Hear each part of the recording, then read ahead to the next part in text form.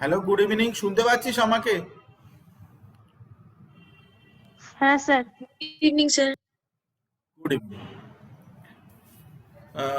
আজকে আমার ছবিটা নেটওয়ার্ক স্পিড একটু রয়েছে।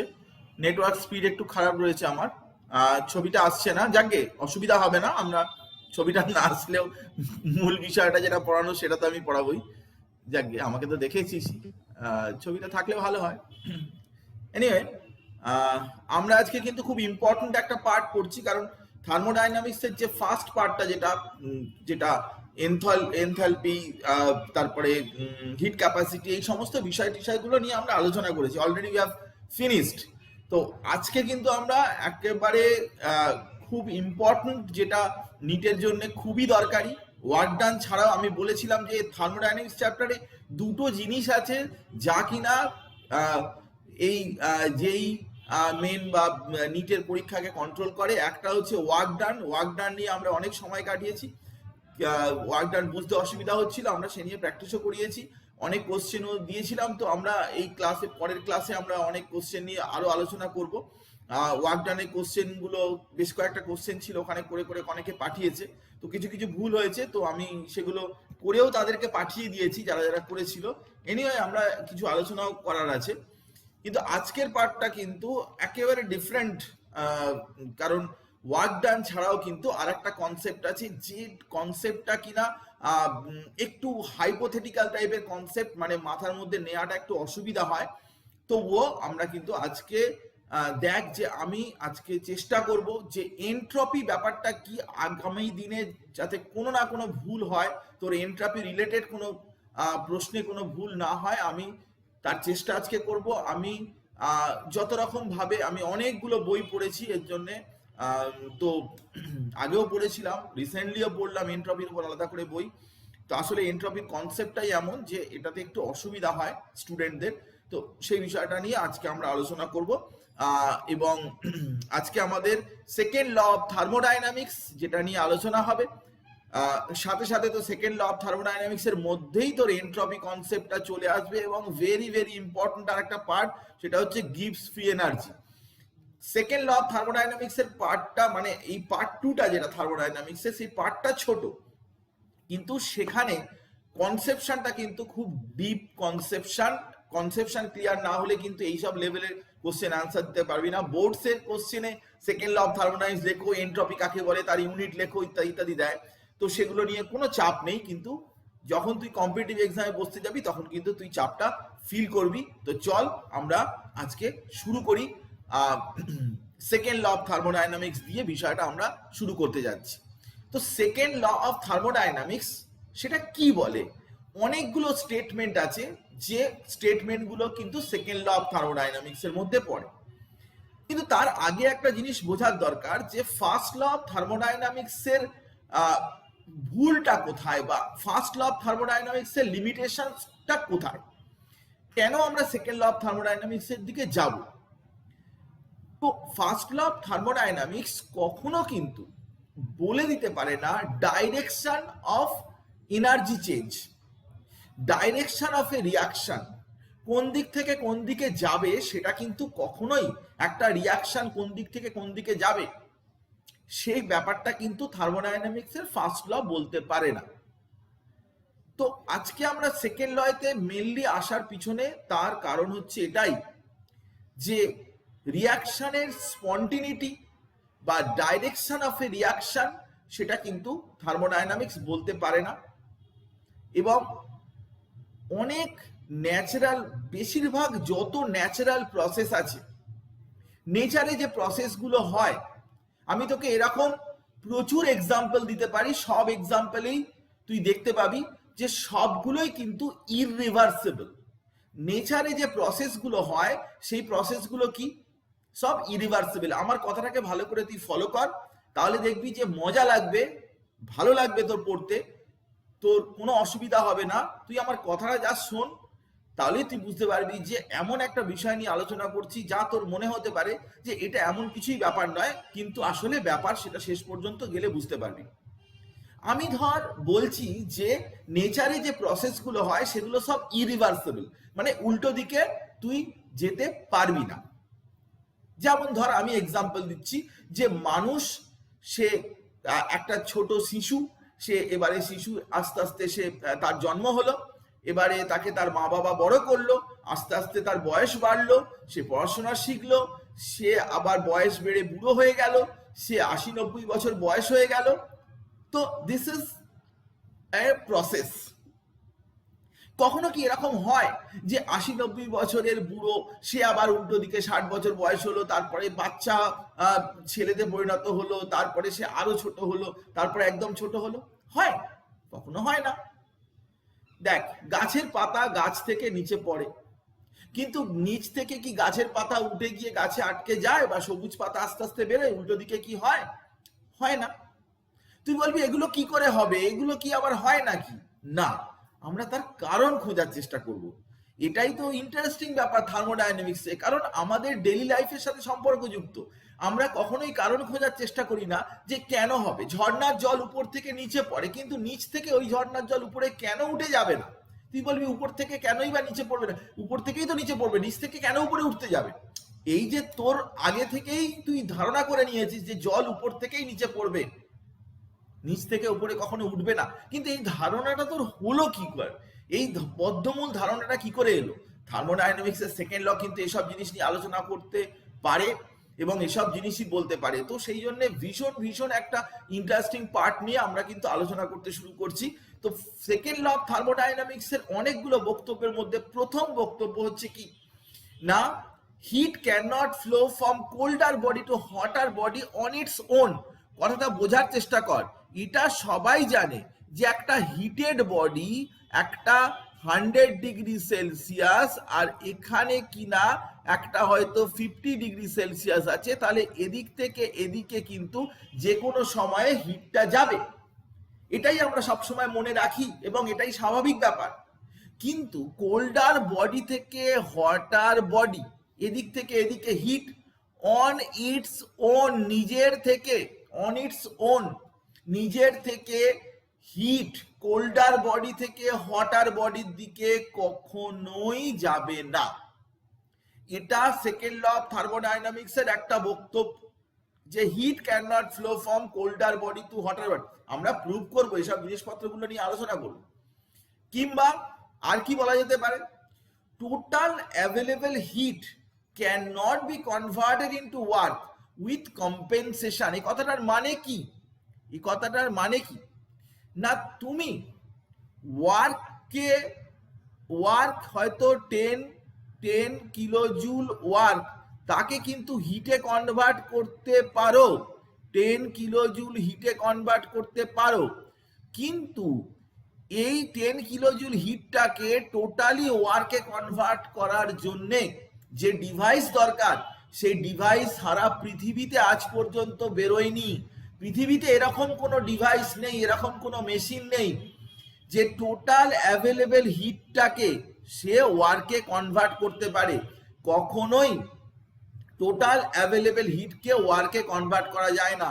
তুই যে কোনো মেশিন নিয়ে তুই দেখতে পারিস অনলি 20-25% হিট বা এনার্জি ওয়ার্কে কনভার্টেড হয়, বাকি এনার্জি কিন্তু লস্ট হয়, বাকি এনার্জি টোটালি লস্ট হয়, সেই এনার্জি কিন্তু ওয়ার্কে কনভার্টেড হয় না।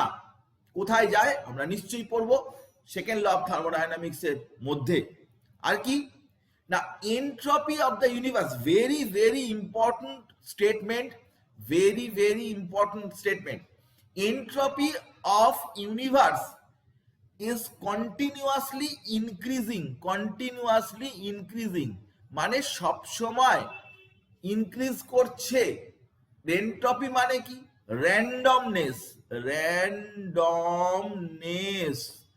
মানে সিস্টেমের ক্যাওটিকনেস, সিস্টেমের র্যান্ডমনেস, অলওয়েজ ইনক্রিজিং, সব সময় কিন্তু ইনক্রিজ করছে সিস্টেমের র্যান্ডমনেস, র্যান্ডমনেস সবসময় বাড়তে থাকছে। আমি তোকে প্রমাণ করে দেখাবো আজকে যে সিস্টেমের র্যান্ডমনেস সবসময়, যে ইউনিভার্সের যে র্যান্ডমনেস সবসময় বাড়তে থাকছে। আজকে তোকে আমি প্রুফ করে দেখাবো যে সব সময়তেই এই ব্যাপারটা, র্যান্ডমনেসটা সবসময় ইউনিভার্সের বাড়তে থাকে। কেন বাড়তে থাকে সেসব প্রশ্নের উত্তরও পাবি। তো সেকেন্ড ল অফ থার্মোডাইনামিক্স অনেকগুলো, তুই যে কোনো একটা স্টেটমেন্ট বলতে পারিস, আলটিমেটলি সেটা একই কথাকে প্রুভ করবে। সেই জন্যে তুই প্রথমটা বলতে পারিস বা দ্বিতীয়টা বলতে পারিস বা তৃতীয়টা বলতে পারিস, যেটা তুই খুশি বল, সবগুলোই কিন্তু সেকেন্ড ল অফ থার্মোডাইনামিক্স। তাই আমি লিখতে পারি অর অর, এগুলো অর দেয়া রয়েছে। তো প্রত্যেকটা কথার মানে আলটিমেটলি গিয়ে সেই একই জায়গায় দাঁড়াবে, যেটা আমি আজকে বলতে চাই তোকে। তুই আমার কথাটা ভালো করে শোন, তাহলেই তুই বুঝতে পারবি। তো র্যান্ডমনেস নিয়েই আমাদের পরবর্তী কাজ হবে কিছুক্ষণ, যে র্যান্ডমনেস এই ব্যাপারটা নিয়েই বোঝানো, এবং র্যান্ডমনেস বিষয়টা আমি তোকে বোঝাবার চেষ্টা করব, তুই ভালো করে শোন। তো প্রথম কথা, আমাদের দু রকমের প্রসেস আছে। আমি তো বললামই তোকে যে কি না, আমি তোকে অলরেডি বলেছি যে নেচারে যত প্রসেস হয় সেই প্রসেস কিন্তু কি না ইরিভার্সিবল প্রসেস, মানে সেগুলো একদিক থেকেই একদিকে যায়, উল্টো দিকে কখনোই হয় না। তো আমরা স্পন্টিনিটির পয়েন্ট অফ ভিউ থেকে দু ধরনের প্রসেসের কথা জানি। একটা হচ্ছে কি না স্পন্টেনিয়াস প্রসেস, বাংলায় বলে স্বতঃস্ফূর্ত। স্বতঃস্ফূর্ত প্রসেস মানে কি, স্পন্টেনিয়াস কথাটার মানে কি? স্পন্টেনিয়াস কথাটার মানে হচ্ছে the process which can flow on its on, নিজের থেকে হতে পারে, কোনো এনার্জির দরকার নেই, অর আফটার ইনিশিয়েশন, সে নিজের থেকে হতে পারে, অথবা ইনিশিয়েশন মানে জাস্ট শুরু করে দিবি, তাহলেও যদি হয় তাকে বলে স্পন্টেনিয়াস প্রসেস। যেরকম আমি তোকে এক্সাম্পল দিচ্ছি, তাহলে তুই বুঝতে পারবি। আমি তোকে এক্সাম্পল দিচ্ছি, তুই ভালো করে দেখ, যে সোডিয়াম ক্লোরাইড যদি তুই জলে ডিজলভ করিস, জলের মধ্যে যদি তুই সোডিয়াম ক্লোরাইড দিস, অ্যাট ওয়ান্স জলে ডিজলভ করে যাবে, তোকে কিছু করার দরকার নেই। সোডিয়াম ক্লোরাইড জলে দিয়ে যদি তুই নাও যদি স্টার করিস, তবুও কিন্তু সোডিয়াম ক্লোরাইড জলের মধ্যে ডিজলভ করে যাবে কিছুক্ষণের মধ্যে। হট বডি থেকে কোল্ড বডি হিট যাওয়ার জন্য তোকে কিছু করতে হবে না, জাস্ট রেখে দিলে তার কন্ট্যাক্টে একটা হট বডি আছে, হট বডি থেকে কোল্ড বডির দিকে যাবে। তুই কারোর হাত ধরলি, তার জ্বর হয়েছে, তো হাত ধরলি, তো জ্বর হয়েছে, তার শরীরটা হিটেড, দেখবি তার থেকে কিন্তু হিট তোর কাছে আসবে, এটা ঘটনা যে আসবে। Evaporation of water from lakes, জল থেকে, লেকের জল যে ইভাপোরেট করছে, নর্মাল কন্ডিশনই হচ্ছে, তার জন্য কিন্তু তোকে কিছু আলাদা করে এনার্জি দেওয়ার দরকার নেই, ইনিশিয়েশনের কোনো প্রয়োজন নেই। কিংবা ওয়াটার ফ্লো ফ্রম হিল থেকে তুই ওয়াটার ফ্লো করছে, তাহলে এই সমস্ত ক্ষেত্রে কোনো ইনিশিয়েশন কি দরকার? উপর থেকে জল নিচে পড়ছে, বা ওয়াটার লেকের জল ইভাপোরেশন হচ্ছে, বা হট বডি থেকে কোল্ড বডি বা সোডিয়াম ক্লোরাইডের মতো সাবস্ট্যান্স ডিজলভ করে যাচ্ছে, নো, এই ধরনের প্রসেসে কোনো রকমের কোনো ইনিশিয়েশন দরকার নেই। তাই এই প্রসেসগুলোকে আমি বলবো যে অন ইটস ওন, নিজের থেকেই হচ্ছে প্রসেসগুলো। চল আরো এক্সাম্পল দেখি, যে এক্সাম্পল 2, সেখানে কি দেখ, লাইটনিং অফ ক্যান্ডেল। ইয়েস, ক্যান্ডেলকে জ্বালানোর জন্য ইনিশিয়াল কিন্তু একটা আগুন জ্বালাতেই হবে। ক্যান্ডেল আর অক্সিজেন অ্যাটমসফিয়ারে একসাথে জ্বলে যাবে না, ইনিশিয়েশন কিন্তু একবার যদি ক্যান্ডেলটাকে জ্বালিয়ে দিস, কেউ এসে নিভিয়ে দিলে আলাদা কথা, কিন্তু ক্যান্ডেলটা জ্বলতে থাকবে।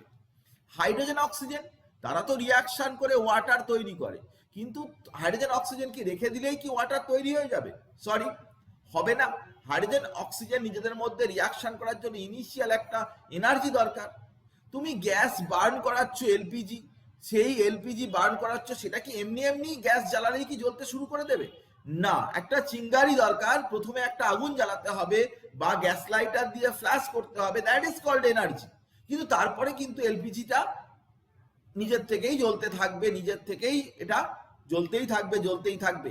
কিংবা মিথেনকে তুমি বার্ন করে কার্বন ডাই অক্সাইড এবং ওয়াটার করছো, বা যত ফুয়েল আছে তাকে বার্ন করাচ্ছ, তো এনার্জি সেখানে কিন্তু প্রয়োজন, এনার্জি সেখানে দরকার। তাহলে স্পন্টেনিয়াস প্রসেস সেরকমই, যেখানে কিনা প্রসেস নিজের থেকে হতে পারে অথবা আফটার ইনিশিয়েশন সেই প্রসেস হতে পারে। নিজের থেকে হবে বা আফটার ইনিশিয়েশন যদি হয়, তাহলে সেই প্রসেসকে কিন্তু আমরা স্পন্টেনিয়াস প্রসেস বলবো।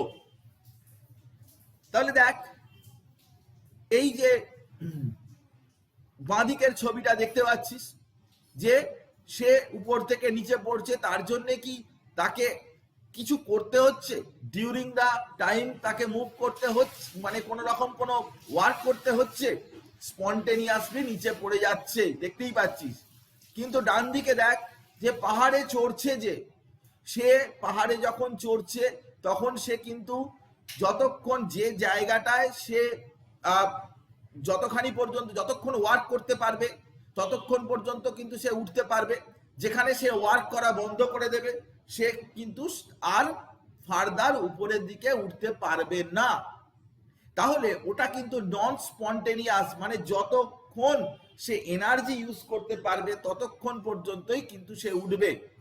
তো স্পন্টেনিয়াস এবং নন স্পন্টেনিয়াস প্রসেস পাশাপাশি তুই দেখতে পাচ্ছিস, কারণ নন স্পন্টেনিয়াস প্রসেসই হচ্ছে ডান দিকেরটা, দ্যাট রিকোয়ার্স ওয়ার্ক।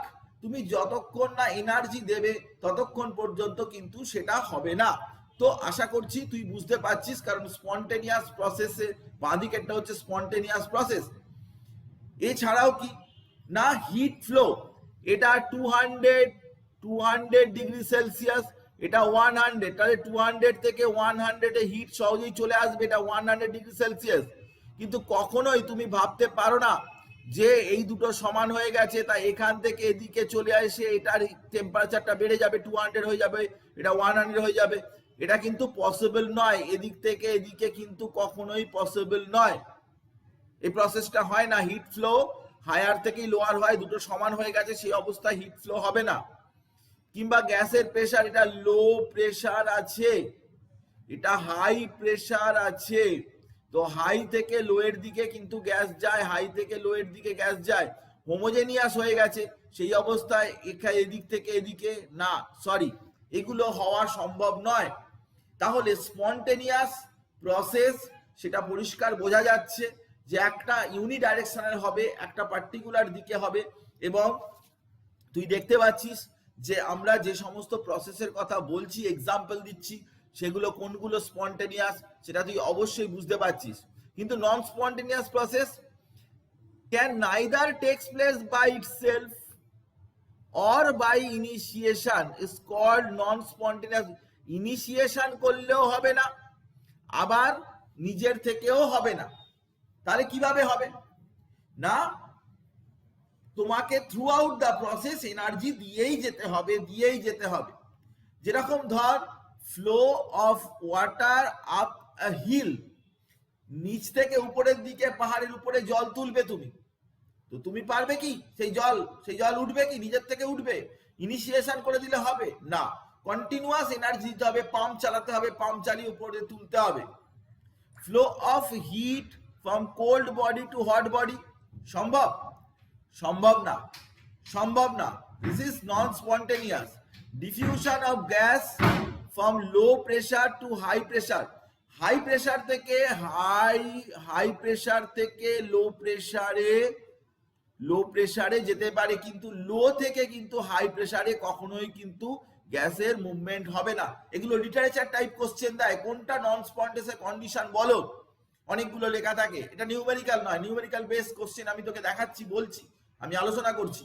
কিন্তু নন স্পন্টেনিয়াস প্রসেসের যে কন্ডিশন গুলো সেটা তুই খেয়াল রাখবি, যে নিজের থেকেও হবে না বা ইনিশিয়েশন করে দিলেও হবে না, সেটা কিন্তু থ্রু আউট দ্য প্রসেস তোমাকে ওয়ার্ক করতে হবে।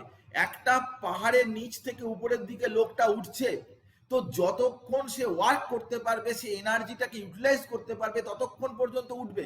যে জায়গায় সে দাঁড়িয়ে পড়লো আর ওয়ার্কে কনভার্ট করতে পারছে না, ওয়ার্ক করতে পারছে না, তখন কিন্তু সে আর উপরের দিকে উঠছে না, ওই জায়গাতেই থেমে থাকবে। তো this is non spontaneous process. Thermodynamics এর ফার্স্ট ল কখনোই কিন্তু একটা প্রসেস স্পন্টেনিয়াস কি নন স্পন্টেনিয়াস তার কন্ডিশন কি হবে সে ব্যাপারে কোনো কথা বলতে পারে না থার্মোডাইনামিক্স এর ফার্স্ট ল, যা কিনা সেকেন্ড ল বলতে পারে। আজকে আমি তোকে সেই কথাই শোনাবো, সেই কথাই বলবো বলে এসেছি। তো চল সেই জিনিসটা আমি তোকে বলি, এবং স্পন্টেনিয়াস এবং নন স্পন্টেনিয়াস প্রসেস তাহলে কেন হচ্ছে, একটা স্পন্টেনিয়াস প্রসেস কেন হচ্ছে, কেন জল উপর থেকে নিচে পড়ছে, কেন নিচ থেকে উপরের দিকে যাচ্ছে না, উপর থেকেই কেন নিচে আসবে, কেন গাছের পাতা গাছ থেকে নিচে আসছে, সবকিছুর মূলে একটাই কথা, সেটা হচ্ছে কিছু না কিছু ড্রাইভিং ফোর্স রয়েছে, যে ড্রাইভিং ফোর্সটা কিন্তু একটা পার্টিকুলার দিকে নিয়ে যায়। সেই ড্রাইভিং ফোর্সটা কি না, মিনিমাম দুটো ড্রাইভিং ফোর্স আছে, কি না, tendency for minimum energy, that is delta H, যেটাকে বলে এনথ্যালপি। ডেল্টা এইচ কি না নেগেটিভ হতে হবে, tendency for maximum entropy delta S, এটা এন্ট্রপি, সেটা কি না greater than zero. Maximum entropy মানে গ্রেটার দ্যান জিরো, মানে পজিটিভ গ্রেটার দ্যান জিরো, আর এনথ্যালপি এটা লেস দ্যান জিরো। তার মানে একটা সিস্টেম সবসময় কি পছন্দ করে না, এনার্জি ডিক্রিজ করতে পছন্দ করে, কারণ এনার্জি বেশি মানেই কিন্তু মলিকিউলের মধ্যে কিছু প্রবলেম অ্যারাইজ করবে। এনার্জি ডিক্রিজ করতে চায়, এনার্জি সবসময় সে কমাতে চায়, কিন্তু এন্ট্রপি বাড়াতে চায়। এন্ট্রপি কেন বাড়াতে চায় না চায় সব কথা আমি তোকে বলবো, কিন্তু দুটো হচ্ছে ড্রাইভিং ফোর্স স্পন্টেনিয়াস প্রসেসের, দুটো ড্রাইভিং ফোর্স। একটা হচ্ছে যে কোনো সিস্টেম চায় তার এনথালপি কমাতে, আর কি না তার এন্ট্রপি বাড়াতে। তো কিভাবে ব্যাপারটা সম্ভব হবে সে কথা আমি তোকে বলবো, কিন্তু এন্ট্রপি কথাটার মানে ভালো করে তুই বোঝার চেষ্টা কর, যে এন্ট্রপি কথাটার মানে হচ্ছে কি না, এন্ট্রপি মানে হচ্ছে সেখানে র্যান্ডমনেস যত তার কেওয়াটিকনেস, এগুলোকে বলে এন্ট্রপি। তো আমি এই এন্ট্রপির মধ্যে এখন ঢুকে যাচ্ছি, এন্ট্রপি নিয়ে আমি তোকে পড়ানো শুরু করছি। প্রথমেই আমি একটা তোকে প্রশ্ন নয়, জাস্ট আমি জানার জন্য, কারণ আমরা কোন জায়গাটায় আছি সেটা জানার জন্য। এন্ট্রপি আমি একটা তোকে জিজ্ঞাসা করছি, তুই কমেন্ট বক্সে অ্যান্সার দিবি, যে আমি একটা প্রসেসের কথা বলছি, বয়েলিং অফ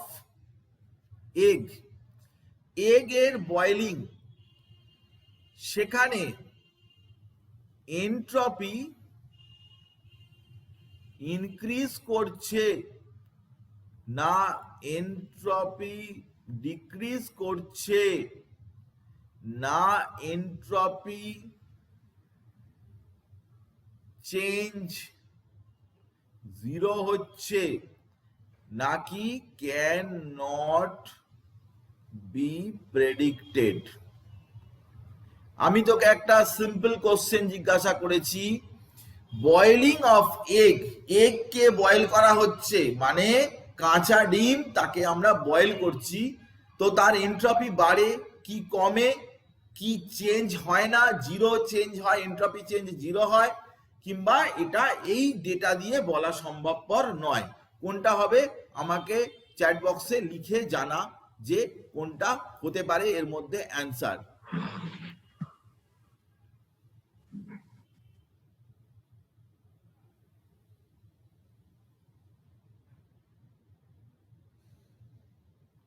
আচ্ছা, সায়ন্তনী বলেছে যে এন্ট্রপি ইনক্রিজেস, আবার কেউ হ্যাঁ গ্যালাক্সি ট্যাব, এটা কে বুঝতে পারি না। কি করছিস টিভি এখন? ক্লাস চলছে কেন? ও আপনি ক্লাস করতে পারলেন না? তো চলছে তো। চলছে না, কটা থেকে শুরু হয়েছে? 6টা 10 থেকে। কেন? আচ্ছা,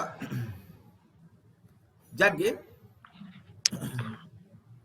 বাড়িতে মা বাবা রাগ করছে, তো আমি আহ, এখানে এখানে এনট্রপিটা কেউ কেউ বলছে ডিক্রিজ করবে, কেউ কেউ বলছে ইনক্রিজ করছে,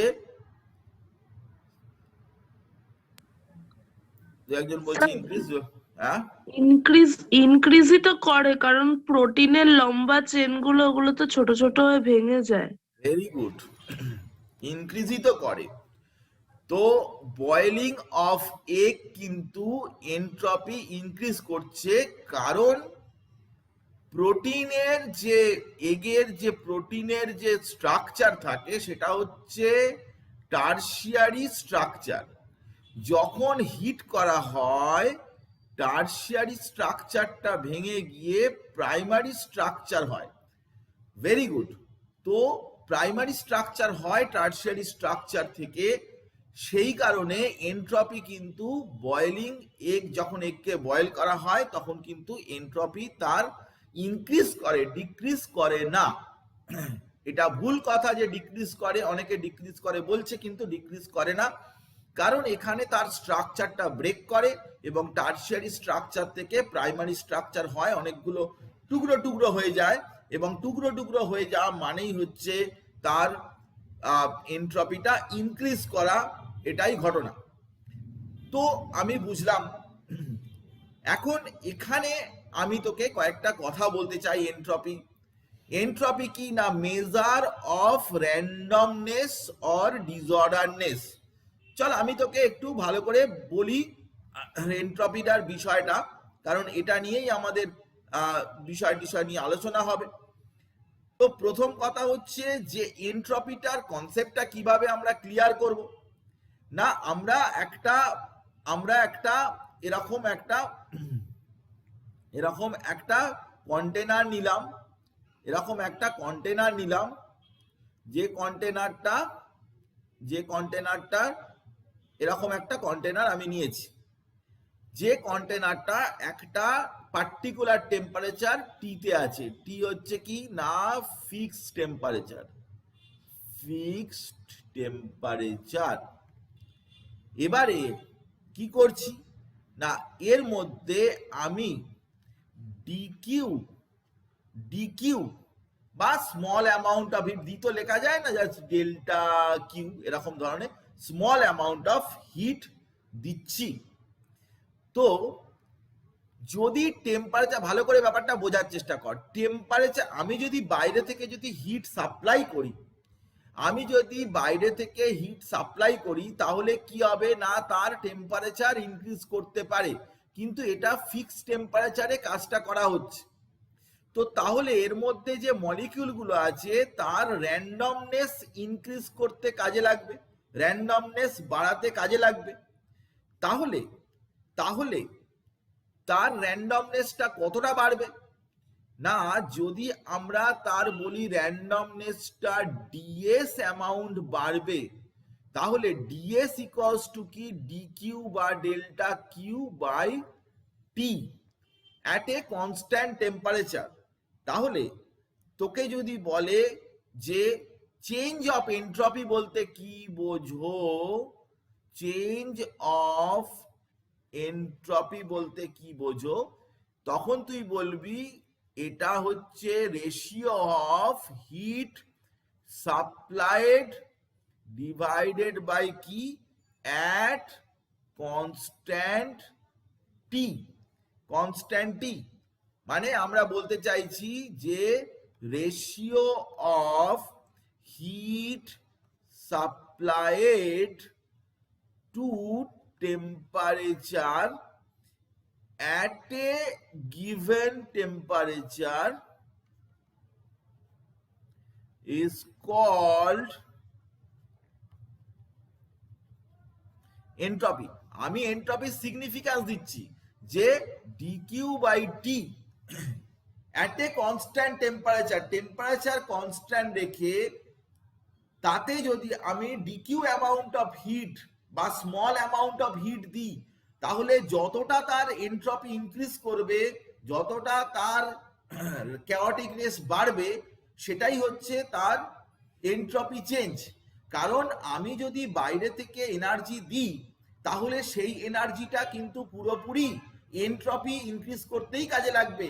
কারণ টেম্পারেচারের এখানে কোনো চেঞ্জ নেই, টেম্পারেচারটা ফিক্সড রয়েছে, সেই জন্যে এটা হবে। এবং যদি তুই এটাকে জুলে যদি তুই ইউজ করিস, জুল ইউনিটে, এবং টিটাকে যদি কেলভিনে ইউজ করিস, তাহলে এর ইউনিট হবে জুল পার কেলভিন, এই ইউনিটে এক্সপ্রেস করা যায়।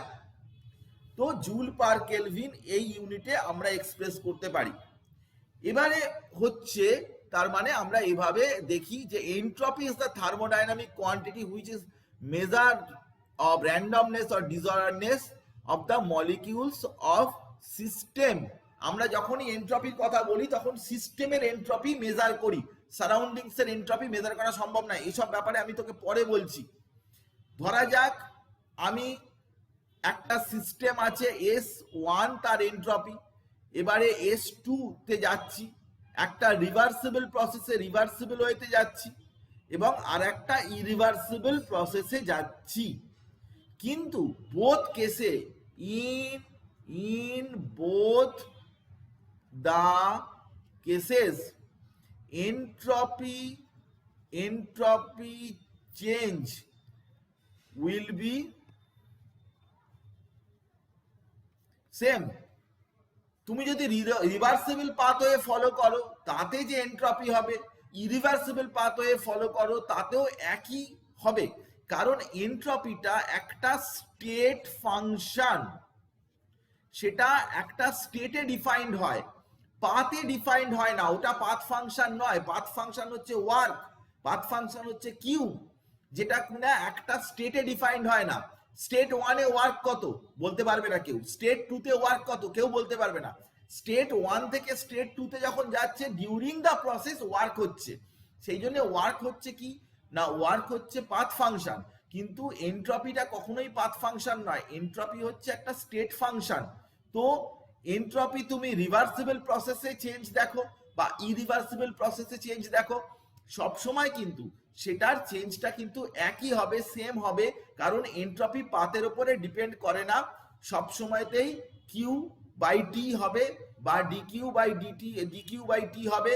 যেমন তুমি ধরবে কিউ সাপ্লাই, কিউ হচ্ছে heat supply divided by temperature at a fixed temperature, যেটা হবে সেটাই হচ্ছে এন্ট্রপি। এই ব্যাপারটা কি বুঝতে পেরেছিস সবাই? এই ব্যাপারটা কি বুঝতে পেরেছিস যে এন্ট্রপি কখনো কিন্তু পাথের উপরে ডিপেন্ড করবে না, রিভার্সিবল প্রসেস বা রিভার্সিবল প্রসেস যাই হোক না কেন, এন্ট্রপি কিন্তু সবসময় একই থাকবে। এখন দেখ যে আমরা ধর সলিড থেকে লিকুইড বা লিকুইড থেকে গ্যাস ইত্যাদি যখন করছি, তখন এন্ট্রপি এবং এনথালপির কেমন ভাবে চেঞ্জ হচ্ছে ভালো করে তুই লক্ষ্য করে দেখ। তুই যদি দেখিস যে সলিড থেকে লিকুইড করছিস, সলিড থেকে লিকুইড করছিস, এখানে দেখ ভালো করে আমি যেটা বলতে চাইছি, সলিড থেকে লিকুইড করছিস। তো সলিড থেকে লিকুইড করতে গেলে তোকে কি heat supply to the system, heat supply করতে হবে, তাই ডেল্টা এইচ এর ভ্যালুটা কি পজিটিভ। এবং সলিড থেকে যখন লিকুইড হচ্ছে, অবশ্যই তুই বুঝতে পারছিস যে এন্ট্রপিও কিন্তু বাড়ছে, কারণ লিকুইড বেশি chaoticness লিকুইডের মধ্যে থাকে। তাহলে সলিড থেকে যখন লিকুইড হচ্ছে, ডেল্টা এইচ পজিটিভ, ডেল্টা এসটাও পজিটিভ লিকুইড যখন হলো। কিন্তু উল্টো দিকে যখন আসছে, লিকুইড থেকে যখন সলিড হচ্ছে, তখন কিন্তু হিট ওখান থেকে বের করে নিতে হবে, ডেল্টা এইচটা নেগেটিভ এবং ডেল্টা এসটাও নেগেটিভ। ঠিক একই রকম ভাবে লিকুইড থেকে যখন গ্যাস হচ্ছে, তখন ডেল্টা এসটা পজিটিভ এবং ডেল্টা এইচটা পজিটিভ। ভেপোরাইজেশন, কনডেনসেশন হলে ডেল্টা এইচটাও নেগেটিভ এবং ডেল্টা এসটাও নেগেটিভ। সলিড থেকে গ্যাস মানে সাবলিমেশন হলে কি হয়, ডেল্টা এইচটা পজিটিভ, ডেল্টা এসটাও পজিটিভ। কিন্তু গ্যাস থেকে যখন ডিপোজিশন হচ্ছে, গ্যাস থেকে যখন সলিড হচ্ছে, তখন কিন্তু ডেল্টা এইচটাও নেগেটিভ এবং ডেল্টা এসটাও নেগেটিভ। তাহলে স্টেট চেঞ্জের সময় আমরা বলতে পারি এটা যে এন্ট্রপি অফ সলিড তার চাইতে এন্ট্রপি অফ লিকুইড বেশি, তার চাইতে এন্ট্রপি অফ গ্যাস বেশি। এন্ট্রপিকে এস দিয়ে ডিনোট করা হয়। তো সলিডের চাইতে লিকুইডের বেশি, লিকুইডের চাইতে গ্যাসের বেশি। এখন তুই আমাকে বল যে এন্ট্রপি সেটা এমন একটা থার্মোডাইনামিক কোয়ান্টিটি যে সেটা measure the randomness or disorderness of the molecule, এবং ডেল্টা ইজ ইকুয়ালস টু কি Q reversible by T. Reversible প্রসেসে, রিভার্সিবল কথাটা ভালো করে বোঝ, রিভার্সিবল প্রসেসে সিস্টেম এবং সারাউন্ডিংস এর মধ্যে যে হিটের আদান প্রদান হয়, বাইরে থেকে হিট ভিতরে ঢুকলে যতখানি হিট ঢুকলো রিভার্সিবল প্রসেস, রিভার্সিবল আর ইরিভার্সিবল এর হিটের মধ্যে ডিফারেন্স আছে, আমি তোকে এক্ষুনি বলছি, ক্লিয়ার হয়ে যাবে ব্যাপারটা। এন্ট্রপি কিউ রিভার্সিবল বাই টি, এটাই হচ্ছে এন্ট্রপির যেটা ম্যাথমেটিক্যাল ফর্ম, যেটা সেটা। এন্ট্রপি ইজ স্টেট ফাংশন, এটা এক্সটেন্সিভ প্রপার্টি, অবশ্যই এক্সটেন্সিভ প্রপার্টি। স্টেট ফাংশন তো আগেই বলেছি যেটা শুধুমাত্র স্টেটে ডিফাইন হয়, স্টেট 1-এ কি ছিল, স্টেট 2-তে কি ছিল, কিন্তু এটা পাথের উপরে ডিপেন্ডেন্ট নয় বলে পাথ ফাংশন নয়। এক্সটেন্সিভ প্রপার্টি, এটা মাসের উপরে ডিপেন্ডেন্ট। এক জায়গায় 10টা মলিকিউল থাকলো, তার 10টা মলিকিউল থাকলো, তার যেরকম এনার্জি, 20টা মলিকিউল, 50টা মলিকিউল, তার এনার্জি নিশ্চয়ই অবশ্যই কিন্তু তার এনার্জি এন্ট্রপি বেশি হবে, ক্যাওটিকনেসটা বেশি হবে। আর কি না, যখনই আমরা ডেল্টা এস বের করতে যাব, সেটা কোনো প্রসেসের জন্য যখন বের করি, for any process, for any process, তাহলে তখন delta S equals to delta S final minus delta S initial. For any reaction, any reaction আমরা কি ডেল্টা আর এরকম করে লেখা, delta R S, any reaction, S of the product minus S of the reactant, এইভাবে লিখি, এইভাবে লিখি। রিয়াকশনের জন্য হলে আর দেয়া হয়, এখানে একটা আর পুট করে দেওয়া হয়, আর স্ট্যান্ড ফর রিয়াকশন। এখন দেখ যে যদি আমরা এস টোটাল বের করি, তাহলে এস টোটাল মানে কি, সিস্টেম আর সারাউন্ডিং, সিস্টেম এবং সারাউন্ডিংস এর এন্ট্রপিকে অ্যাড করলে, দেখ এখানে কিন্তু অনেক কঠিন ব্যাপার রয়েছে, আমি তোকে ভালো করে বলবো, তুই ভালো করে বোঝার চেষ্টা করবি। সিস্টেম এবং সারাউন্ডিংস এর এন্ট্রপি অ্যাড করলেই কিন্তু টোটাল এন্ট্রপি চেঞ্জ পাওয়া যায়, সিস্টেমের এন্ট্রপি চেঞ্জ আর সারাউন্ডিংস এর এন্ট্রপি চেঞ্জ। কিন্তু একটা জিনিস বোঝার চেষ্টা কর যে সিস্টেম এন্ট্রপি কি করে বের করে, এন্ট্রপি কি করে বের করে, কিউ রিভার্সিবল বাই টি। তো কেউ যদি হিট অ্যাবজর্ব করে, তাহলে কতটা হিট অ্যাবজর্ব করেছে ডিভাইডেড বাই কত টেম্পারেচারে অ্যাবজর্ব করেছে, সেটা ডিভাইড করলেই কিন্তু এন্ট্রপি বেরোয় সিস্টেমের ক্ষেত্রে। কিন্তু সারাউন্ডিংস এর ক্ষেত্রে ব্যাপারটা ডিফিকাল্ট হয়ে যায়, এই কারণেই যে সারাউন্ডিংসটা অনেক দূর পর্যন্ত বিস্তৃত, সেই জন্য সারাউন্ডিংস কে এক্স্যাক্টলি ডিফাইন করা খুব মুশকিল ব্যাপার, যে সারাউন্ডিংস এর মধ্যে কোন পার্টে হিট অ্যাবজর্ব হয়েছে বা রেডিয়েট করেছে ইত্যাদি ইত্যাদি, এই সমস্ত ব্যাপারগুলো রয়েছে। Delta S is more positive when system absorbs heat at lower temperature than at higher temperature. এই টিটা তো constant, delta S equals to Q reversible by T, এই টিটা তো কনস্ট্যান্ট। যদি এটা হিট যদি লোয়ার টেম্পারেচারে, কম টেম্পারেচারে যদি কিউটা অ্যাবজর্ব করে, তাহলে ডেল্টা এস এর ভ্যালুটা মোর হবে, বোঝাই যাচ্ছে ডেল্টা এস এর ভ্যালুটা মোর হবে। কিন্তু কিউ যদি হায়ার টেম্পারেচারে যদি কিউ অ্যাবজর্ব করে, তাহলে কিন্তু এইটা যদি হায়ার হয়ে যায়, তাহলে কিন্তু ডেল্টা এসটা লো হবে। Delta S is positive when system absorbs heat at lower temperature, temperature সবসময় কনস্ট্যান্ট, তো লোয়ার টেম্পারেচার যদি ডেল্টা এস অ্যাবজর্ব করে, সিস্টেম হিট অ্যাবজর্ব করে, তাহলে ডেল্টা এসটা কি মোর পজিটিভ হবে। আর হায়ার টেম্পারেচারে যদি ডেল্টা এসটা অ্যাবজর্ব করে, টি যদি বেশি হয়ে যায়, অল্টিমেটিক্যালি ডেল্টা এসটা কমে যাবে। তো স্বাভাবিক ব্যাপার, আমার ফর্মুলা থেকেই দেখতে পাচ্ছি। তো ডেল্টা এস এর ক্যারেক্টারিস্টিক্স আমি বললাম, কিন্তু কি কি ফ্যাক্টর, এন্ট্রপি ফ্যাক্টর, সেগুলো কি কি? না, এস গ্যাস সব থেকে বেশি হয় লিকুইডের চাইতে, আবার সলিডের চাইতে। Delta S directly proportional to V, change of volume.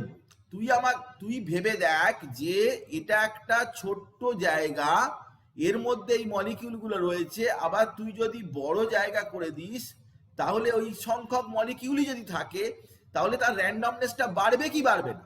অবশ্যই এখান থেকে এখানে গেলে র্যান্ডমনেসটা বেড়ে যাবে, কারণ র্যান্ডমনেসটা ভলিউমের চেঞ্জের উপরে ডাইরেক্টলি প্রপোর্শনাল।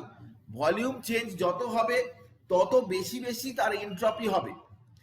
3 নম্বর কথা হচ্ছে যে নাম্বার অফ মোলসের যে চেঞ্জ, সেই চেঞ্জের সাথেও কিন্তু এটা ডাইরেক্টলি প্রপোর্শনাল। কোথাও 4টে মলিকিউল আছে, কোথাও 10টা মলিকিউল আছে, তো 10টা মলিকিউলসের র্যান্ডমনেসটা অবশ্যই বাড়বে, এটা স্বাভাবিক ব্যাপার। চেঞ্জ অফ টেম্পারেচারের সাথেও কিন্তু ডাইরেক্টলি প্রপোর্শনাল। আগে যা টেম্পারেচার ছিল তার চেঞ্জ, টেম্পারেচার দেখ, এন্ট্রপিটা একটা কনস্ট্যান্ট টেম্পারেচারে মাপা হয়, সেটা আলাদা কথা, কিন্তু যদি তুমি টেম্পারেচার চেঞ্জ করো, যদি তুমি টেম্পারেচারটা চেঞ্জ করো তাহলে তো তার ক্যাওটিকনেসটা বাড়বে। আজকে তুই চিন্তা করে দেখ যে যদি আমরা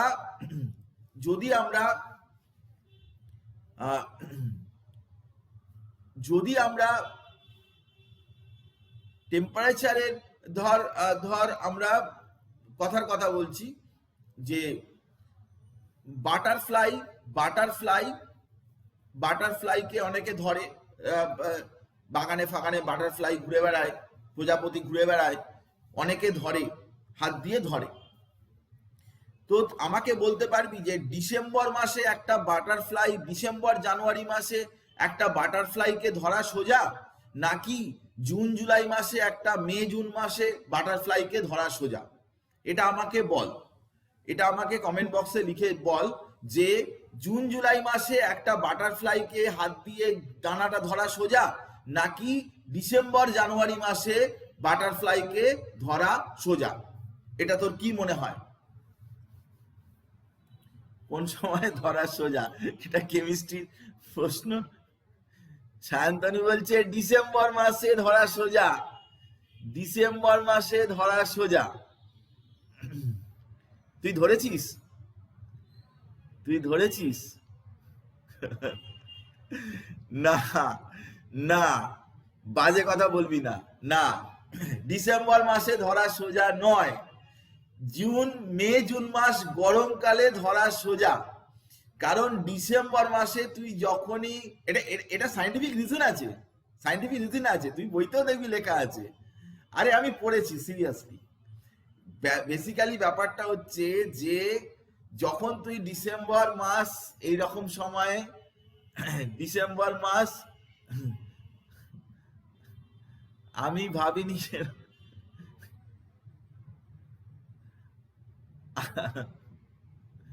না না না না না না, বসলেই ধরা যায়। ইজিয়ার কোনটা? দেখ আমি তোকে বলছি, লেট মি ফিনিশ।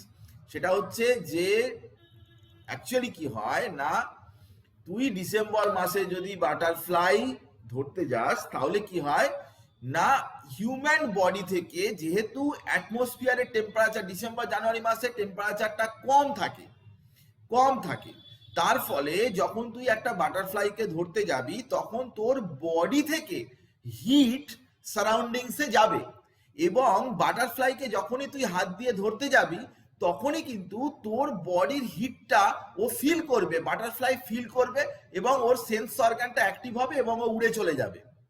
কিন্তু যেটা হয় মে জুন মাসে এই টেম্পারেচারের ডিফারেন্সটা খুব কম হয়। আমাদের বডি টেম্পারেচার এবং অ্যাটমসফিয়ারের টেম্পারেচারের ডিফারেন্সটা যত কম হবে তত তুই কোনো অ্যানিম্যালকে বা কোনো কিছুকে ধরতে গেলে ওরা এই হিটটাকে ফিল করে। যখন তুই ধরতে যাবি তখন ওরা তোর বডি থেকে টেম্পারেচার, তুই ধরার আগেই উড়ে চলে যাচ্ছে, তুই খুব একদম কোনো আওয়াজ করছিস না, এরকম আস্তে আস্তে করে এগিয়ে গিয়ে ধরতে যাচ্ছিস, কিন্তু যেই কাছাকাছি যাচ্ছিস তোর বডি থেকে একটা হিট, এটা খুবই মাইনিউট অ্যামাউন্ট, খুবই অল্প অ্যামাউন্ট হিটটাও কিন্তু ওরা ফিল করতে পারে, এবং যে কারণে ওরা উড়ে চলে যায়।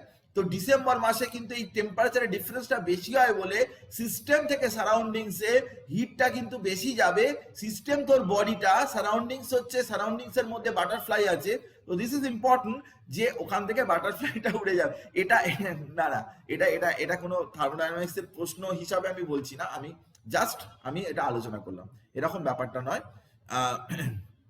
এরকম থার্মোডাইনামিক্সের কোনো প্রশ্ন দেয় না, কিন্তু এটা এটা এটা এটা একটা সায়েন্টিফিক রিজন, হ্যাঁ, সায়েন্টিফিক রিজন। তো সেই জন্য টেম্পারেচার এর ডিফারেন্স হলে কিন্তু সেখানে ক্যাওটিকনেস বাড়ে। টেম্পারেচার ডিফারেন্স, টেম্পারেচার যেই পাবে বাটারফ্লাই উড়ে চলে যাবে। এন্ট্রপিটা আমরা এইভাবে ধরতে পারি যে একটু টেম্পারেচার বেশি পেলেই কিন্তু বাটারফ্লাই উড়ে চলে যাবে।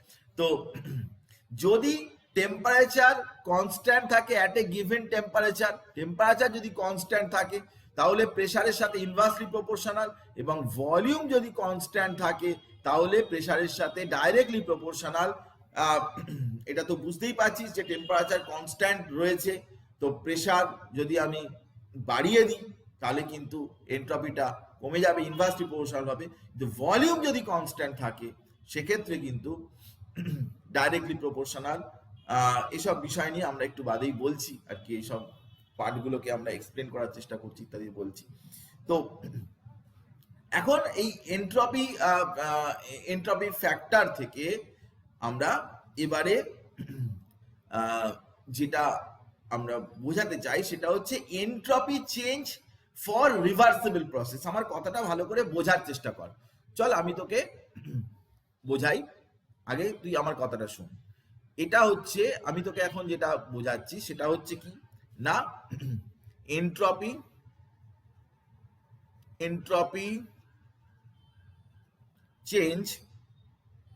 Change in reversible process. আচ্ছা একটা জিনিস ভেবে দেখ যে আমি এটা ধর আমার কাছে সিস্টেম, ধর এটা আমার কাছে ধর এটা আমার কাছে একটা সিস্টেম, এটা আমার কাছে সিস্টেম। তো এখন এই সিস্টেমে যদি এটা এটা এটা ধর সিস্টেম, তো সেই সিস্টেমের টেম্পারেচারটা ধরলাম টি, আর এটা ধর সারাউন্ডিংস। তো রিভার্সিবল প্রসেস মানে কি, সিস্টেম এবং সারাউন্ডিংস এর মধ্যে রিভার্সিবলি হিট ফ্লো হবে। মানে কি, তাদের কিন্তু টেম্পারেচারের মধ্যে কোনো ডিফারেন্স থাকবে না। কথাটা ভালো করে বোঝার চেষ্টা কর। যদি সিস্টেম সারাউন্ডিংস এর মধ্যে যদি টেম্পারেচারের ডিফারেন্স থাকে, ধর একটা 20 ডিগ্রি একটা 50 ডিগ্রি, তাহলে তো হটার জায়গা থেকে কোল্ডার জায়গায় চট করে হিটের ট্রান্সফারেন্স হয়ে যাবে। তাহলে তো সেটা রিভার্সিবল প্রসেস হবে না, ঘাটাং করে সঙ্গে সঙ্গে টেম্পারেচার এক জায়গা থেকে আরেক জায়গায় হিটটা হায়ার টেম্পারেচার থেকে লোয়ার টেম্পারেচারে চলে আসবে। তাকে কি তুই রিভার্সিবল বলতে পারবি? যখন সিস্টেম সারাউন্ডিংস এর টেম্পারেচারটা প্রায় একই থাকবে, খুবই কাছাকাছি থাকবে, একই থাকবে, তখনই কিন্তু রিভার্সিবল ওয়েতে হিটটা ফ্লো করবে। This is important. প্রথমে এই ব্যাপারটা বোঝার চেষ্টা কর যে সিস্টেম এবং সারাউন্ডিংস এর টেম্পারেচারের কিন্তু কোনো ডিফারেন্স নেই, তবেই কিন্তু ধীরে ধীরে রিভার্সিবলি হিটটা ফ্লো করবে। কতটা না, ধর কিউ অ্যামাউন্ট অফ হিট সিস্টেমের মধ্যে ফ্লো করছে। তো তাহলে দেখ যে ডেল্টা এস সিস্টেমের কত হবে। সিস্টেম কি করছে না, সিস্টেম দেখ আমি জানি যে এস ইকুয়ালস টু কি, কিউ বাই টি। তাহলে delta S equals to change of N হবে কিউ, কতখানি হিট অ্যাবজর্ব করেছে, কিউ অ্যামাউন্ট। তাহলে কিউ অ্যামাউন্ট হিট অ্যাবজর্ব করেছে বাই টি, এটা এ অ্যাবজর্ব করেছে। তাহলে ডেল্টা এস সিস্টেমের কি হবে, কিউ বাই টি এটা হবে। তাহলে সারাউন্ডিংস এর এন্ট্রপি কি হবে, ভালো করে বোঝার চেষ্টা কর। তাহলে তার এন্ট্রপি হবে সেটাও কিউ বাই টি, কিন্তু সে তো হিটটা ছেড়েছে, তাহলে তার তো মাইনাস কিউ, হিট যদি ছেড়ে দেয় তার কমে গেছে, হিট অ্যাবজর্ব করেছে কে, সিস্টেম, তাহলে সিস্টেমে প্লাস কিউ হয়েছে, সারাউন্ডিংস থেকে হিট এসছে সিস্টেমে, তাহলে Q reverse Q by T. তাহলে তাহলে দেখ যে S S total, delta S total কি লিখতে পারি না, delta S system plus delta S surroundings. কত সিম্পল ব্যাপার দেখ, তাহলে ডেল্টা এস সিস্টেম কত না plus Q by T minus delta S surroundings minus Q by T equals to কি জিরো। তার মানে কি, তার মানে এটাই দাঁড়ালো যে রিভার্সিবল প্রসেসে, in reversible process delta S T মানে টোটাল ইকুয়ালস টু কি জিরো। তাহলে কি রিভার্সিবল প্রসেসে কোনো এনট্রপি সিস্টেমের এনট্রপি কোনো চেঞ্জ হয় না? না, এনট্রপি চেঞ্জ হয়। এটা প্রশ্ন অনেকবার দিয়েছে যে রিভার্সিবল প্রসেসে টোটাল এনট্রপি হয় জিরো, সিস্টেম সারাউন্ডিংস মিলিয়ে টোটাল এনট্রপি হয় জিরো। তার মানে কি সিস্টেমের বা সারাউন্ডিংসের কোনো এনট্রপি চেঞ্জ হয় না? আমি তোকে বলছি যে সিস্টেম বা সারাউন্ডিংসের এনট্রপি চেঞ্জ হয়, সিস্টেমের যা হয় সারাউন্ডিংসে তার উল্টো হয়। System delta S system equals to delta S surroundings, মানে আমরা বলতে চাইছি যে সিস্টেমের যদি এনট্রপি বাড়ে তাহলে সারাউন্ডিংসের এনট্রপি কমবে, বা সিস্টেমের এনট্রপি কমলে সারাউন্ডিংসের এনট্রপি বাড়বে, টোটাল মিলিতভাবে জিরো হবে। যে কোনো রিভার্সিবল প্রসেসে সিস্টেম এবং সারাউন্ডিংসের মিলিত এনট্রপি সেটা জিরো হবে। এই কথাটা বোঝার চেষ্টা কর। যে কোনো রিভার্সিবল প্রসেসে এস টোটাল বা ডেল্টা এস টোটাল সিস্টেমের টোটাল এনট্রপি চেঞ্জ সেটা সবসময় জিরো হবে, সিস্টেম সারাউন্ডিংসের মিলিত এনট্রপি জিরো হবে। তার মানে এই নয় যে সিস্টেমের এনট্রপি কিছু হবে না, চেঞ্জ হবে না, বা সারাউন্ডিংসের চেঞ্জ হবে না। সিস্টেমেরও চেঞ্জ হবে, সারাউন্ডিংসেরও চেঞ্জ হবে, কিন্তু একজনের যা চেঞ্জ হবে অন্যজনের তার উল্টো দিকে চেঞ্জ হবে, হওয়ার পরে টোটাল এনট্রপি চেঞ্জটা কিন্তু জিরো হবে। এটা কি ক্লিয়ার? এই ব্যাপারটা কি ক্লিয়ার? প্লিজ আমাকে বল। সিস্টেম এবং সারাউন্ডিংসের এনট্রপি চেঞ্জ, দেখ ভালো করে বোঝার চেষ্টা কর। সিস্টেমকে হিট দিয়েছে, কোত্থেকে দিয়েছে না, হিট দিয়েছে সারাউন্ডিংস, তাহলে সিস্টেমের Q plus Q by T, তাহলে সারাউন্ডিংসের কি হবে মাইনাস কিউ বাই টি, তাহলে এস টোটাল কি হবে minus Q by T plus Q by T equals to zero. তাহলে রিভার্সিবল প্রসেসে ডেল্টা এস টোটাল হয়ে গেল কি জিরো, তাহলে এস টোটাল জিরো, তার মানে কি সিস্টেমের এনট্রপি চেঞ্জ জিরো নাকি সারাউন্ডিংস এর এনট্রপি চেঞ্জ জিরো? সরি, সিস্টেমের এনট্রপি চেঞ্জ জিরো নয়, সারাউন্ডিংস এর এনট্রপি চেঞ্জ জিরো নয়, সিস্টেমের এনট্রপি চেঞ্জ প্লাস সারাউন্ডিংস এর এনট্রপি চেঞ্জ টোটাল করলে ব্যাপারটা জিরো হচ্ছে, কারণ সিস্টেমের এনট্রপি বাড়লে সারাউন্ডিংস এর এনট্রপি কমবে, বা সিস্টেমের কমলে সারাউন্ডিংস এর এনট্রপি বাড়বে। তোমার বাড়িতে কয়েকটা ছেলে মেয়ে চিৎকার করছে, তুমি ধরে তাকে রাস্তায় বের করে দিলে, যাও বেরিয়ে যাও, ক্লাসরুমের মধ্যে চিৎকার করছে, যাও বেরিয়ে যাও, তাহলে সিস্টেমের আমার ক্লাসরুমটা কিন্তু শান্ত হয়ে গেল, কিন্তু ওই ছেলে মেয়েগুলো বাইরে গিয়ে চিৎকার করছে। তো থার্মোডাইনামিক্স বলে যে চিৎকার এখানে যা চলছিল তা কমলো, কিন্তু বাইরে গিয়ে বাড়লো, তো সিস্টেম এবং সারাউন্ডিংস টোটাল এনট্রপি মিলিয়ে কিন্তু জিরো হবে। Is it clear or not? বুঝতে পারছিস? এবারে শোন মজাদার ব্যাপারটা, এবারে শোন, এটা তো তুই কিন্তু কি বলা আছে থার্মোডাইনামিক্স এর সেকেন্ড লতে কি বলা আছে বুঝেছিস তো? আমি বুঝতে পারলাম। এবারে মজাটা বোঝার চেষ্টা কর। সব জিনিস যদি বুঝতে পারিস তাহলে দেখবি তোর কত ভালো লাগবে। এবারে বেসিক্যালি থার্মোডাইনামিক্স সেকেন্ড লতে থার্ড পয়েন্টে কি বলা ছিল, থার্মোডাইনামিক্স এর যে সেকেন্ড লতে থার্ড পয়েন্টে কি বলা ছিল, আরেকবার আমি তোকে দেখাচ্ছি থার্ড পয়েন্টে কি বলা ছিল। দেখ আমি পিছন দিকে যাচ্ছি, থার্ড পয়েন্টে কি বলা ছিল তোকে দেখ, থার্মোডাইনামিক্স এর সেকেন্ড ল এর থার্ড পয়েন্টটা আমি তোকে দেখাচ্ছি, দেখালেই তুই বুঝতে পারবি।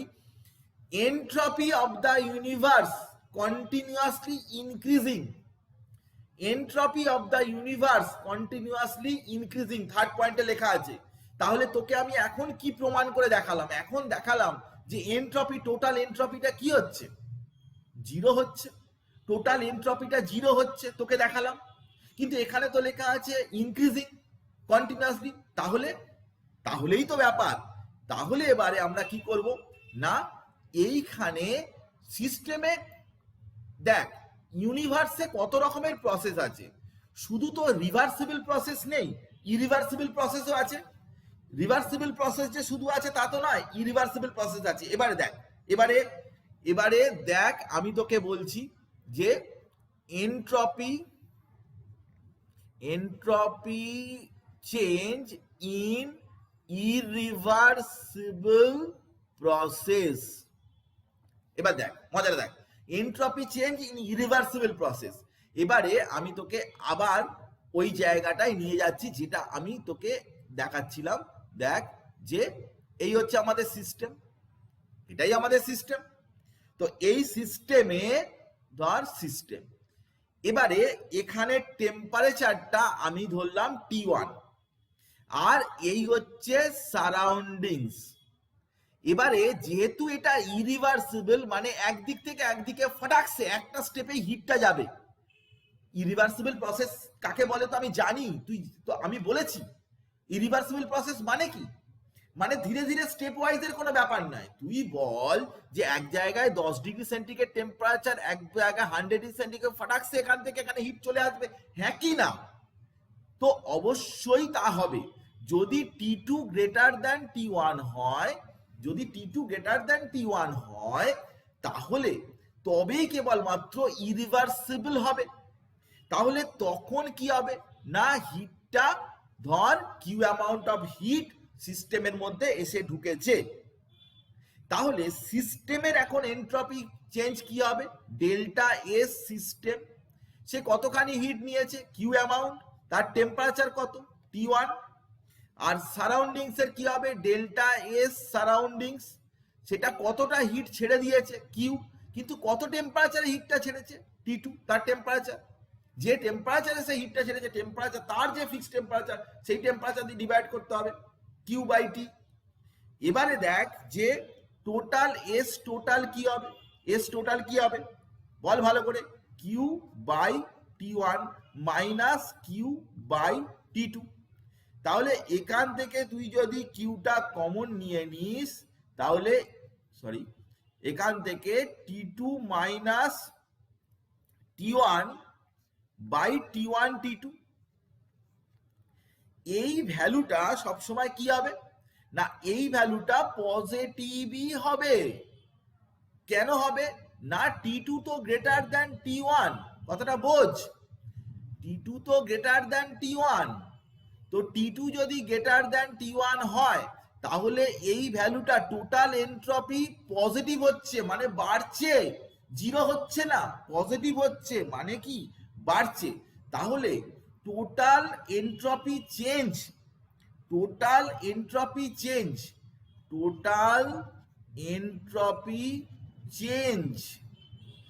For irreversible process equals to কি, সেটা পজিটিভ। রিভার্সিবল প্রসেসে চেঞ্জ জিরো, কিন্তু ইরিভার্সিবল প্রসেসে কিন্তু যে ইনক্রিজ এন্ট্রপি বাড়ছে, টোটাল এন্ট্রপি বাড়ছে। সিস্টেম এবং সারাউন্ডিংস মিলিয়ে টোটাল এন্ট্রপিটা কিন্তু ইনক্রিজ করছে। তাহলে থার্মোডাইনামিক্সের যে সেকেন্ড লয়েতে যেটা বলা আছে, আচ্ছা এই ব্যাপারটা বুঝেছিস কি বুঝিসনি? আমি আবার বলছি, ইরিভার্সিবল যদি প্রসেস হয় তাহলে সিস্টেম এবং সারাউন্ডিংসের টেম্পারেচার আলাদা হবে। রিভার্সিবল প্রসেস মানে কি, এক জায়গা থেকে আরেক জায়গায় হিট ধীরে ধীরে ধীরে ধীরে অল্প অল্প অল্প অল্প করে সারাউন্ডিংস থেকে সিস্টেমের মধ্যে ঢুকছে। তাহলে এটা বোঝা যাচ্ছে যে দুজনের মধ্যে টেম্পারেচার ডিফারেন্স কিছু নেই। কিছু হলে তো রিভার্সিবল হতো না, ইরিভার্সিবল হয়ে যেত। তো আমাকে এখানে entropy change for irreversible process বের করতে বলছে। তো ইরিভার্সিবল প্রসেস যখন আমি বের করতে যাব তখন তো আমার সিস্টেম এবং সারাউন্ডিংস এর টেম্পারেচারের একটা ওয়াইড রেঞ্জের ডিফারেন্স থাকবে। দ্যাটস ওয়াই আমি এখানে T1 আর T2 লিখেছি। তো delta S system Q by T1, delta S surroundings minus Q by T two. মাইনাস কেন হচ্ছে না, সারাউন্ডিংস থেকে সিস্টেমের মধ্যে যাচ্ছে, ও তো হিট লুজ করছে, সারাউন্ডিংস তো হিট লুজ করছে, তাহলে টোটাল কি Q by T one minus Q by T two করে পজিটিভ চলে আসছে। তো total entropy change for irreversible process হচ্ছে কি না পজিটিভ। এটা বুঝেছিস না বুঝিসনি বল আমাকে কমেন্ট বক্সে অ্যান্সার দে। বুঝেছি স্যার। হ্যাঁ বুঝেছিস? স্যার, বুঝতে পেরেছি। এবারে থার্মোডাইনামিক্সের সেকেন্ড লতে বলা আছে কেন যে ইনক্রিজিং, মজাটা বোঝার চেষ্টা কর। এখানে দেখ কত ভালো লাগবে, থার্মোডাইনামিক্স সেকেন্ড লটা কি ফাটাফাটি বলেছে দেখ। তার মানে কি দেখ, ডেল্টা এস ইউনিভার্স, ইউনিভার্সে কি কি প্রসেস আছে, ইউনিভার্সে রিভার্সিবল প্রসেসও রয়েছে, আবার ইউনিভার্সে ইরিভার্সিবল প্রসেসও রয়েছে। দু রকমেরই প্রসেস, তো দু রকমেরই হবে না, রিভার্সিবল আর ইরিভার্সিবল। কিন্তু দেখ যে রিভার্সিবল প্রসেসে বলছে জিরো, আগে বের করেছিলাম যেটা জিরো, আর ইরিভার্সিবল প্রসেসে হচ্ছে কি গ্রেটার দ্যান জিরো। তো তার মানে এটা আলটিমেটলি কি দাঁড়ালো না গ্রেটার দ্যান জিরো। মানে কি, মানে হচ্ছে entropy of the universe always goes on increasing, সব সময় বাড়ছে। এটাই তো থার্মোডাইনামিক্স এর সেকেন্ড ল ছিল, যে ইউনিভার্সের এন্ট্রপি সবসময় বাড়ছে। তুই রিভার্সিবল দেখলে হবে না, রিভার্সিবলে জিরো হচ্ছে, কিন্তু ইরিভার্সিবল যেটা তাতে তো গ্রেটার দ্যান জিরো, তাহলে রিভার্সিবল প্লাস ইরিভার্সিবল মিলিয়ে গ্রেটার দ্যান জিরো। সেই জন্য ইউনিভার্সের যখন তুই বলবি তখন রিভার্সিবলেরও টোটালটা নিতে হবে, ইরিভার্সিবল টোটালটা নিতে হবে, টোটালটা মিলিয়ে আলটিমেটলি ইনক্রিজ করবে। এন্ট্রপি ফ্যাক্টর ইউনিভার্সে সব সময়তেই ইনক্রিজ করছে। আমাকে বল যে কোনো অসুবিধা আছে কিনা, ইউনিভার্সের এন্ট্রপি সব সময় বাড়ছে, এটা তুই বুঝেছিস কিনা, এটা ক্লিয়ার হয়েছে কিনা? কারণ তুই বই পড়ে বুঝতে পারবি না, মাইন্ড দ্যাট, তুই বই পড়ে বুঝতে পারবি না, আমি তোকে বলছি, কারণ এভাবে লেখা নেই, এভাবে লেখা নেই, অনেক কথা লেখা রয়েছে, কিন্তু আমি তোকে আমার মতো করে বললাম। সব সময় তুই একটা জিনিস মাথায় রাখবি, যে এন্ট্রপি যখনই আমরা বের করতে যাই সিস্টেম এবং সারাউন্ডিংস মিলিয়ে এই এন্ট্রপির বিষয়টা আসে। তো সিস্টেমের এন্ট্রপি বের করছি, সারাউন্ডিংসের এন্ট্রপি বের করছি, এবং দুটোকে আমি অ্যাড করছি, অ্যাড করলে টোটাল এন্ট্রপি বেরোবে।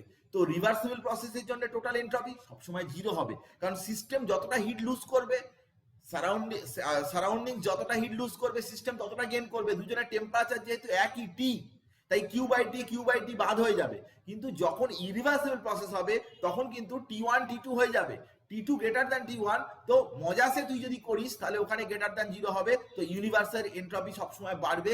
সেকেন্ড ল অফ থার্মোডাইনামিক্স তুই বুঝে গেলি, সেকেন্ড ল অফ থার্মোডাইনামিক্স এর মধ্যে কোনো ব্যাপার নেই, একদম পরিষ্কার করে আমি তোকে বললাম যে সেকেন্ড ল অফ থার্মোডাইনামিক্সের যে স্টেটমেন্ট আছে, তার থার্ড স্টেটমেন্টটা যেটা সব থেকে দামি স্টেটমেন্ট, সেটা কিন্তু এভাবে প্রুভ করা যায়। বল আমাকে বুঝেছিস না বুঝিসনি? বুঝতে পেরেছিস? হ্যাঁ ভেরি গুড।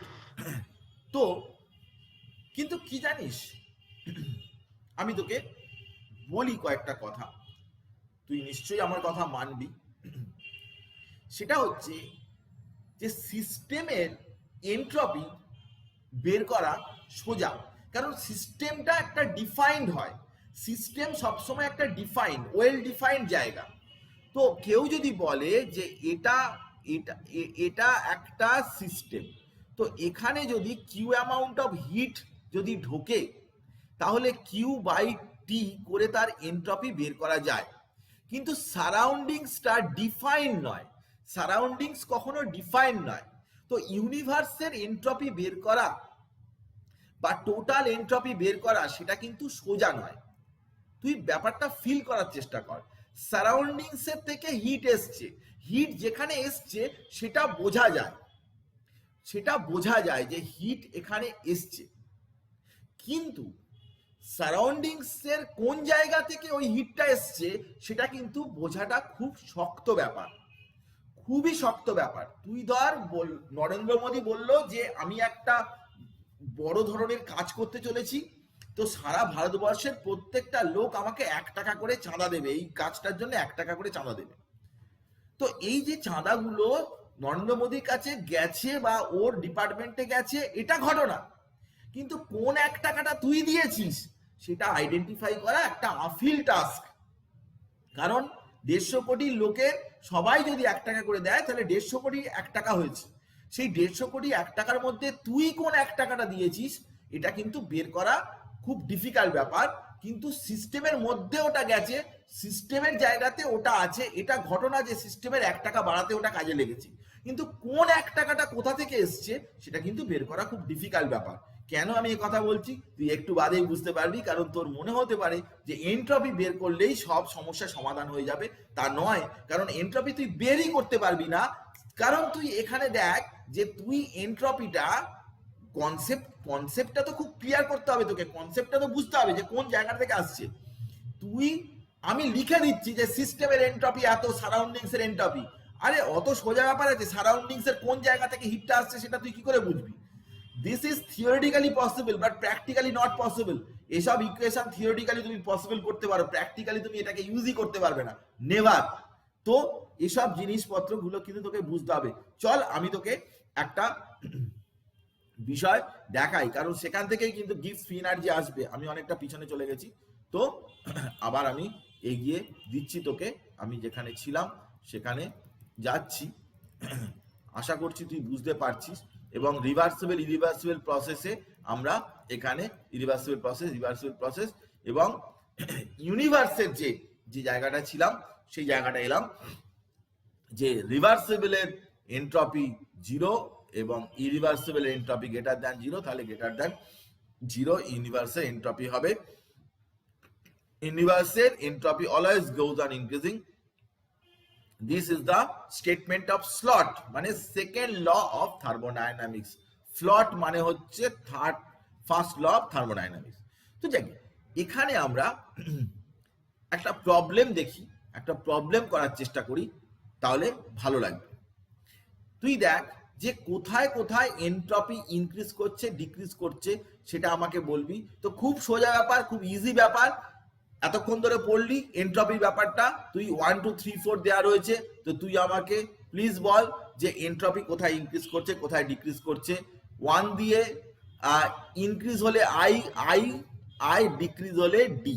তো কমেন্ট বক্সে লেখ, চ্যাট বক্সে লেখ যে 1 দিয়ে এরকম লিখবি, 2 দিয়ে এরকম লিখবি, 3 দিয়ে এরকম লিখবি, 4 দিয়ে আই আর ডি এরকম লিখলেই হবে। লেখ দেখি, তাহলে আমি বুঝতে পারবো যে বুঝে গেছিস।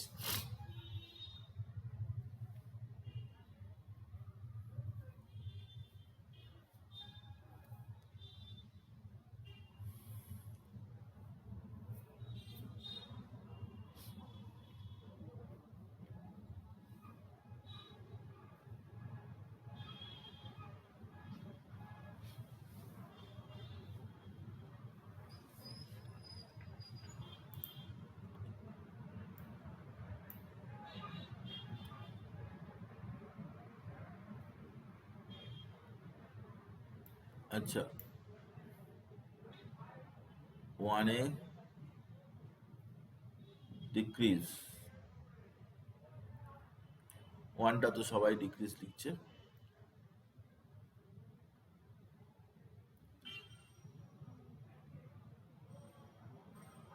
Decrease increase. আচ্ছা, এখানে তো হ্যাঁ বোঝাই যাচ্ছে, ঠিক আছে। হ্যাঁ অনেকেই লিখছে। আচ্ছা না দেবরূপা, 2টা ডিক্রিজ নয়, 2টা বাবা ডিক্রিজ নয়। Temperature of the crystalline solid raise from 0 kelvin থেকে 115 কেলভিন, এটা কিন্তু ইনক্রিজ, এটা increase.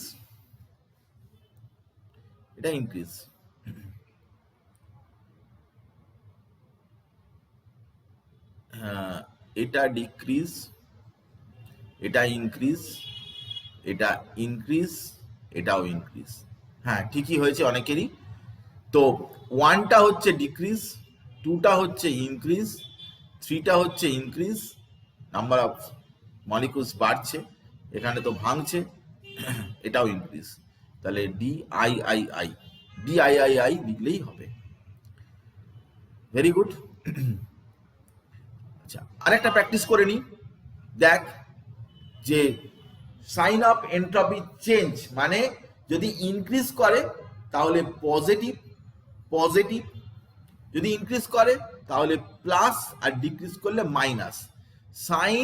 Sign of entropy change মানে ডেল্টা এস কি পজিটিভ নাকি নেগেটিভ।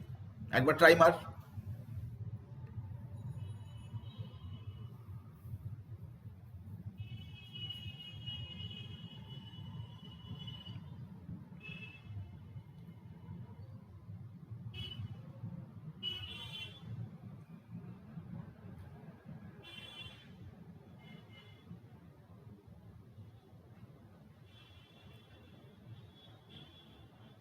প্রথমটা বল, 1 নম্বরটা বল। টেম্পারেচার একই রয়েছে, কেউ লিখেছে? আচ্ছা, স্বস্তিকা লিখেছে 1 নম্বরটা নেগেটিভ। ভেরি গুড, হ্যাঁ ঠিকই বলেছে, স্বস্তিকা ঠিকই বলেছে। কারণ হচ্ছে যে ভেরি গুড, কনসেপশন ক্লিয়ার হলেই দেখবি পারবি। তুই বল যে যেখানে 298 রয়েছে কিন্তু 1 অ্যাটমসফিয়ার প্রেসারটাকে বাড়িয়ে দিলাম, টেম্পারেচারে কোনো চেঞ্জ হচ্ছে না, তো প্রেসারটাকে বাড়ালে ভলিউমে তো চেঞ্জ হয়ে যাবে, ভলিউম তো কমে যাবে, তো অল্প জায়গার মধ্যে কিন্তু র্যান্ডমনেসটা ডিক্রিজ করে যাবে। হ্যাঁ, তাহলে হ্যাঁ দেবরূপা ঠিকই হয়েছে, 1 নেগেটিভ হবে। আচ্ছা, তো এটা নেগেটিভ। আচ্ছা, এটাতে দেখ 298, এটা কিন্তু টেম্পারেচারটা ইনক্রিজ করিয়ে দিয়েছি আমরা, তো পজিটিভ। 2 হ্যাঁ একটা পজিটিভ, হ্যাঁ পজিটিভ, তারপরটা পজিটিভ লিখছি। আচ্ছা ঠিক আছে, আমি দেখে 3 একটা পজিটিভ, 3 একটা তো পজিটিভই। হ্যাঁ 3 একটা পজিটিভ, এটা পজিটিভ। 4 একটা নেগেটিভ, 4 একটা copper sulphate, crystallisation of copper sulphate. হ্যাঁ কপার সালফেট কিন্তু সেখানে কপার সালফেট বেশি সলিউশনের মধ্যে ছিল, তার থেকে কিন্তু কপার সালফেটটা, হ্যাঁ এটা নেগেটিভ, ঠিকই বলেছিস। ভেরি গুড, ভেরি গুড, খুব ভালো। তারপরটা লাস্টেরটা নেগেটিভ, নেগেটিভ, কারণ এখানে 2 মোল 1 মোল 3 মোল, তার থেকে 2 মোল হচ্ছে, তো নেগেটিভ। এইভাবে আমরা বিভিন্ন কোশ্চেনের জায়গায় কিন্তু আমরা এই আইডিয়াগুলোকে ক্লিয়ার করতে পারি। নাম্বার অফ মোলসের সাথে বা প্রেসারের সাথে, টেম্পারেচারের সাথে, ইভেন ভলিউমের সাথে কিভাবে ব্যাপারগুলো রিলেটেড সেগুলো খুব সহজেই বের করতে পারি। তো কোনো অসুবিধার কিছু আমার মনে হয় হবে না। অন্য ধরনের প্রবলেম একটু দেখে নিই, যে অন্য ধরনের প্রবলেম কি আছে। Reversible heat engine absorbs 40 kilojoule of heat at 500 degree centigrade and performs 10 kilojoule of work. হবে এটা ওয়ার্ক হয়ে গেছে, work printing mistake. Rejecting the remaining amount of heat to the sink, মানে 40 কিলোজুল হিট অ্যাবজর্ব করে তার থেকে 10 kilojoule সে work করেছে, আর বাকি সোর্স থেকে সিঙ্কে গেছে। Calculate the entropy change for source, sink and the universe. Option আমি সরিয়ে দিয়েছি, অপশন আমি রিমুভ করে দিয়েছি, কিন্তু অপশনটা বড় কথা নয়। তাহলে সোর্স কি করেছে না, সোর্স তার হিটকে ছেড়ে দিয়েছে কাকে, সিঙ্ককে। কতটা না, সে তার যে হিট ছিল তার 40 কিলোজুল টোটাল হিট ছিল, তো সে সিঙ্ককে কত দিয়েছে, সিঙ্ককে দিয়েছে হচ্ছে 10 কিলোজুল ওয়ার্ক করেছে, মানে 30 দিয়েছে। তাহলে প্রথমে আমরা যদি ডেল্টা এস অফ সোর্স বের করি, সোর্সের কত, সে কতটা তার হিট 40, এবারে কিলোজুলটাকে এরকম 10 টু দি পাওয়ার 3 করে দিলাম। আচ্ছা, ডিভাইড বাই 500, 500, তাহলে এটা হয়ে গেল তোর 40,000 বাই 500, তাহলে 80 80 জুলে করেছি, এটা জুল পার কেলভিন। আচ্ছা, এবারে হচ্ছে কি না সিঙ্ক, তাহলে সিঙ্ক কতটা না সিঙ্ক হচ্ছে 30, কারণ 10 কিলো জুল ওয়ার্ক করেছে, তাহলে 40 থেকে সে 30 ওখানে দিয়েছে, তাহলে 60 বাই হচ্ছে টেম্পারেচার কত 300 10 হবে তাহলে নাকি 10 না 10 কত 100 তো হচ্ছে 100 ও 100 হচ্ছে না, তো 100 হচ্ছে। আচ্ছা, হুম এবারে কি না ডেল্টা এস টোটাল মানে ইউনিভার্স যেটা, সেটা হচ্ছে delta S source plus delta S sink. সবসময় একটা জিনিস মনে রাখতে হবে, এই 40টা এর হিট অ্যাবজর্ব করলেও সোর্স আর সিঙ্ক এ কিন্তু যখন হিট অ্যাবজর্ব করেছে, অ্যাকচুয়ালি হিট অ্যাবজর্ব করলেও এর থেকেই কিন্তু সিঙ্কে গেছে, তাহলে সোর্সের সবসময় মাইনাস আর সিঙ্কের সবসময় প্লাস। সোর্স মানে ধরতে হবে যে সেটা সারাউন্ডিংস, সোর্স মানে সারাউন্ডিংস আর সিঙ্ক মানে হচ্ছে সিস্টেম, সিস্টেমের মধ্যে ঢুকবে, তো সারাউন্ডিংস যদি তুই করিস তাহলে সারাউন্ডিংস এর রেসপেক্টে সবসময় মাইনাস। হিট ইঞ্জিন অ্যাবজর্ব করবে কোথা থেকে, সারাউন্ডিংস এর যে পার্টটা সেখান থেকে অ্যাবজর্ব করবে, তার নিজের থেকে অ্যাবজর্ব হবে, তো সেই জন্যে তার কিন্তু অ্যাবজর্পশনটা কিন্তু মানে প্লাস করা যাবে না, তার অ্যাবজর্পশনটা মাইনাসই করতে হবে। তো সেটা যদি করিস তাহলে এটা কিন্তু মাইনাস, তাহলে -80 প্লাস 100 মানে এখানে তোর 20 জুল পার কেলভিন, এটাই হবে তোর টোটাল। সোর্স সিঙ্ক আলাদা, সোর্স সিঙ্ক সবসময় তার তোকে ভাবতে হবে যে সোর্সটাকে সারাউন্ডিংস হিসাবে ভাবতে হবে, আর সিঙ্কটাকে কি ভাবতে হবে, সিঙ্ক মানে হচ্ছে যেখানে আসছে, যেটা কিনা সিস্টেমের মতো, সেটা হচ্ছে সিঙ্ক, আর সোর্সটা হচ্ছে বাইরে থেকে ঢুকছে, তো বাইরে থেকে ওটা কিন্তু তোমাকে ধরতে হবে, তার এন্ট্রপি বের করার সময় সবসময় নেগেটিভই ধরতে হবে, আর সিঙ্কের হচ্ছে পজিটিভ। এটা অনেকে ভুল করে, কিন্তু সেটার কথা আমি তোকে বললাম। এবার দেখ যে আমরা entropy change for phase transition, phase transition মানে কি, মানে একটা স্টেট থেকে আর একটা স্টেটে যখন যাচ্ছে তখন তাহলে আমরা কি কি ফর্মুলা অ্যাপ্লাই করব। ডেল্টা এস ফিউশন, ফিউশন মানে কি, ফিউশন মানে হচ্ছে যে এই ইকুইলিব্রিয়াম সলিড থেকে লিকুইড, লিকুইড থেকে সলিড, এই ইকুইলিব্রিয়ামটা যখন হচ্ছে, তাহলে এখানে ডেল্টা এইচ ফিউশন, সলিডকে হিট দিলে লিকুইড হয়, তার মানে এটা ডেল্টা এইচ এর ভ্যালুটা পজিটিভ। এখানে ডেল্টা এস এর ভ্যালুটাও কি না, সলিড থেকে লিকুইড হওয়া মানে কি, ডেল্টা এস এর ভ্যালুটাও পজিটিভ। তো যখন এন্ট্রপি অফ ফিউশন হবে তখন সেই এন্ট্রপি অফ ফিউশনটা কিন্তু সবসময় পজিটিভ হবে, কারণ ডেল্টা এইচ এটাও পজিটিভ, এটা যদি পজিটিভ হয় তাহলে অটোমেটিক্যালি ডেল্টা এসটাও পজিটিভ হবে। এটা হচ্ছে entropy of fusion. Entropy of আবার দেখ ভেপোরাইজেশন, ভেপোরাইজেশন মানে কি, মানে লিকুইড, লিকুইড থেকে ভেপার, তাহলে সেখানে ডেল্টা এইচ ভেপার সেটা কি গ্রেটার দ্যান 0, কারণ লিকুইডকে হিট দিবি তবেই না ভেপার হবে, তাহলে ডেল্টা এস ভেপার ভেপোরাইজেশন অবশ্যই কি হবে, পজিটিভ হবে।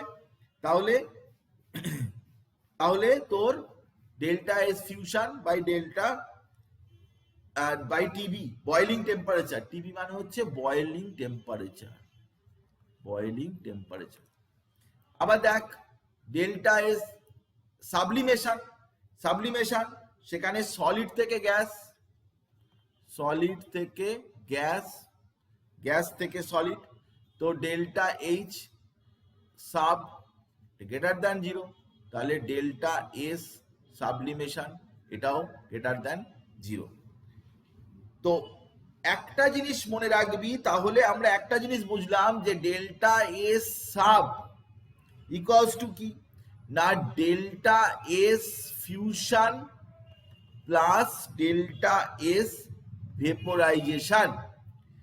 তাহলে কি এই অর্ডারটা মনে রাখবি, ডেল্টা এস সাবলিমেশন সব থেকে বেশি এর ভ্যালু, তারপরে কে ডেল্টা এস ভেপোরাইজেশনের ভ্যালু, তারপরে হচ্ছে ডেল্টা এস ফিউশনের ভ্যালু। এই অর্ডারটা মনে রাখবি, ইম্পর্টেন্ট অর্ডার এটা। সাবলিমেশনের এন্ট্রপি চেঞ্জ সব থেকে বেশি হয়, তারপরে ভেপোরাইজ। সাবলিমেশন সলিড থেকে একেবারে কি হয়ে যাচ্ছে, সলিড থেকে ভেপার হয়ে যাচ্ছে বা গ্যাস হয়ে যাচ্ছে, তাহলে এন্ট্রপি চেঞ্জটা সব থেকে বেশি না, সলিড ছিল তার থেকে গ্যাস। ভেপোরাইজেশন লিকুইড থেকে গ্যাস, আর ডেল্টা এস ফিউশন, ফিউশন মানে কি সলিড থেকে লিকুইড, এর ডিফারেন্সটা সব থেকে কম। তো এটা মনে রাখবি ফেজ ট্রানজিশনের সময় কি চেঞ্জ হয় সেটা বললাম। এবার চল একটা প্রবলেম ভালো করে দেখ যে এর অ্যান্সারটা কি হবে। Calculate the entropy change involved in the conversion of, ভালো করে খেয়াল করবি, 1 mole that means 18 gram of solid ice at 273 Kelvin to liquid water at the same temperature, latent heat দেওয়া রয়েছে 6025। তাহলে কি হবে, কোন ভ্যালুটা হবে?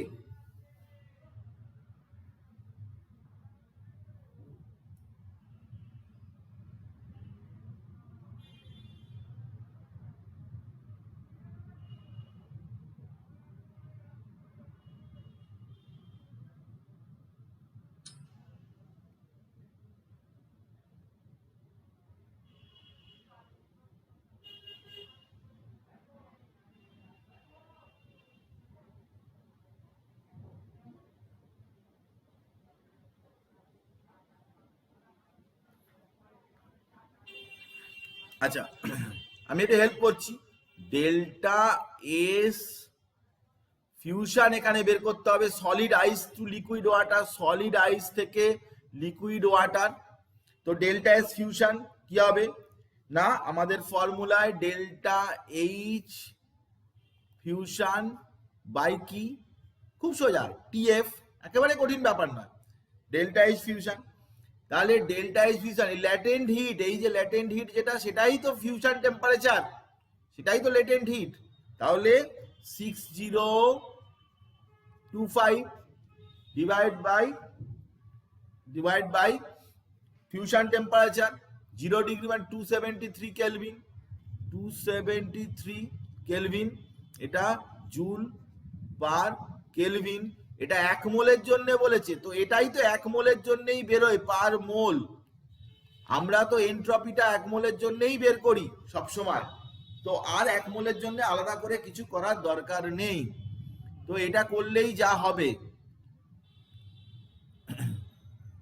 সি অপশন আসছে বলছে, সি অপশনটা আসছে, আমি তো ক্যালকুলেশন করিনি, জাস্ট 6025 কে 6025 ডিভাইডেড বাই 273 যদি করিস, হ্যাঁ 22.069 আসছে, হ্যাঁ ওটাই সব থেকে কাছাকাছি আসছে। তো ওকে, সি অপশনটা আসছে। কত সোজা ব্যাপার, কত ইজি ব্যাপার, তুই দেখ কোনো প্রবলেমের কিছু নেই, কত ইজি ব্যাপার। তো আমাদের এই প্রশ্ন দেয়, এরকম ধরনের প্রশ্ন দেয়, তো সেটা আমরা নিশ্চয় করতে পারবো। তো পরেরটায় চলে আসছি আমরা, একটা এখানে আমি তোকে একটা রুল বলবো, খুব সিম্পল রুল, ট্রাউটনস রুল এখানে রয়েছে। সেই ট্রাউটনস রুলটা আমি তোকে বলবো যে ট্রাউটনস রুলটা কি, এবং সেই রিলেটেড কোশ্চেন এসেছিল লাস্ট ইয়ারে 2017 এসেছিল, 2-3 বছর আগে ট্রাউটনস রুলের উপর কোশ্চেন, সেটাও আমি তোকে দেখাবো যে ট্রাউটনস রুলটা কি বলছে না, এন্ট্রপি অফ ভেপার, কথাটা ভালো করে, entropy of vaporisation for most of the liquids nearly equals to 88 joule per kelvin per mole. Most of the লিকুইডের এন্ট্রপি অফ ভেপোরাইজেশন সেটা পার কেলভিন পার মোলে 88 জুল, মানে 1 কেলভিন পার মোল, তাতে কিন্তু 88 জুল, এটা মোস্ট অফ দ্য লিকুইড। এইটুকু স্টেটমেন্টই শুধু আছে। আর বিভিন্ন বইতে দেখবি যে বিভিন্ন ভালো ভালো বইতে টাউটনসের রুল যেটা আছে, এনসিআরটিতেও আছে, একটু ছোট্ট করে লেখা রয়েছে, তো তাতে বেশ কিছু ডেটা দেওয়া রয়েছে। তো এখন এর উপরে দেখ, আমি তোকে একটা কোশ্চেন দেখাচ্ছি, enthalpy of vaporization of ethane at its boiling point. তো তার বয়লিং পয়েন্টে enthalpy of vaporization of ethane -88 degree Celsius. তো তাতে জিজ্ঞাসা করেছে এনথালপি অফ ভেপোরাইজেশন কি হবে। দেখ কথাটা বোঝার চেষ্টা, enthalpy of vaporisation nearly equals to 88 joule per kelvin per mole. তো এটা জুল পার কেলভিন পার মোল। এবারে তোকে কি করতে হবে না, এটা হচ্ছে কিলো জুল পার মোল। তো তোকে কি করতে হবে না, এই দেখ তোর ডেল্টা এইচ যদি তুই ভেপোরাইজেশন বের করতে চাস, তাহলে দেখ -88 এর সাথে তোকে কেলভিন টেম্পারেচারে করতে হবে, তাহলে 273 কত আসছে, কত আসছে বল, 5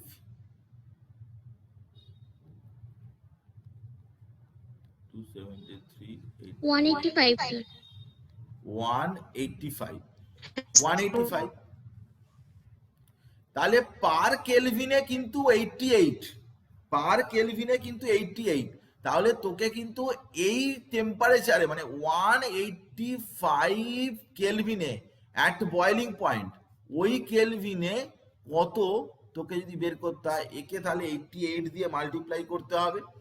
88 দিয়ে যদি মাল্টিপ্লাই করিস, ওটা তো 88 তো কিলো জুলেই ছিল, হ্যাঁ এটা জুলে আছে, এটা কিলো জুল হবে, এটা কিলো জুল হবে,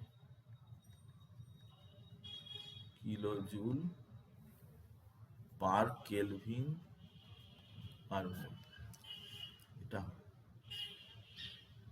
88, এটা কিলো জুল পার মোলেই বেরোবে। 185 ইন্টু, না এটা কিলো জুল না, ওটা ঠিকই ছিল, আমি ভুল করছি, এটা এটা এটা এটা কিলো জুল না, সরি এটা কিলো জুল না, এটা জুলেই আছে, ওখানে কিলো জুলে দিয়েছে, এটা জুলেই আছে, এটা জুলেই আছে, এটা ঠিক আছে। তুই এখানে কিলো জুলে বের করবি, এখানে 88 এটা জুলে বেরোবে, এটা জুল পার মোলে বেরোবে। দেখ 185 কে 88 দিয়ে মাল্টিপ্লাই কর, ইন্টু 88 দিয়ে মাল্টিপ্লাই কর, 16280, 16280। এবারে একে তুই 1000 দিয়ে ডিভাইড কর, কিলো জুল পার মোল হবে, মানে 16.280। এইটা এই বি অপশনটা করতে পারিস, বি অপশনটা করতে পারিস। টাউটনস রুলে জুলেই আছে, এটা জুলে নেই, এখানে কিলো জুলে বের করতে বলেছে, তো কিলো জুলে হয়ে যাবে। তো দেখ তার মানে তোকে সিম্পলি একটা রুল, সে তার উপরে বেস করে তোকে এরকম ভাবে প্রশ্ন দিতে পারে ঘুরিয়ে গাড়িয়ে। তো ন্যাচারালি তোকে মনে রাখতে হবে, ডেটা মনে রাখতে হবে, টাউটনস রুলে কি ডেটা বলেছে সেটা মনে রাখতে হবে। তো খেয়াল করবি জিনিসগুলো, এবং উইথ ইউনিট, ইউনিটে তো আমার গন্ডগোল হয়ে গেছে, উইথ ইউনিট তুই মনে রাখবি যাতে করে এই জিনিসগুলো হয়, ঠিকঠাক বলতে পারিস। আচ্ছা, এবারে হচ্ছে কি না, এবারে আমি তোকে দেখাবো entropy change for ideal gases. Entropy change for ideal gases. কথাটা ভালো করে তুই শোন। এখানে আমি তোকে বের করে দেখাচ্ছি, এখানে তো বের করার নেই, আমি তোকে বের করে দেখাচ্ছি। এখানে দাঁড়া, এখানে তো শুধুমাত্র কেস 1 কেস 2 ফর্মুলাগুলো বের করা আছে, এতে বুঝতে পারবি না। আমি তোকে বের করে দেখাচ্ছি, 1 মিনিট, সেটা তুই একটু সময় দে আমাকে, আমি তোকে বের করে দেখাচ্ছি। আমি তোকে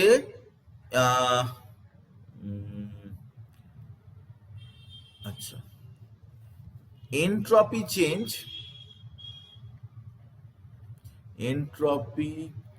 চেঞ্জ ফর কি করবো যেন, আইডিয়াল গ্যাসেস। এটা ডেরিভেশনটা দাঁড়া একটু মনে করে নি। আচ্ছা, এটা সিস্টেমের জন্য করছি, ফর সিস্টেম। দেখ একটা জিনিস বোঝার চেষ্টা কর, এনট্রপি যখন আমরা যাবতীয় ক্যালকুলেশন করব সব সিস্টেমের জন্যই করব, সারাউন্ডিংস এর জন্য আমি করতে পারি না, কারণ সারাউন্ডিংস এ লিমিটেশন, সারাউন্ডিংসটা একটা ডিফাইন্ড জায়গা নয়, সেই জন্য সারাউন্ডিংস এ কোথায়। তো এনট্রপি ধর আমি বললাম যে when entropy is the function of temperature and volume, temperature ভলিউমের রেসপেক্টে করছি। তো আমরা কি জানি, আমরা আগে থেকে কি পড়ে এসেছি, ds equals to dq by t।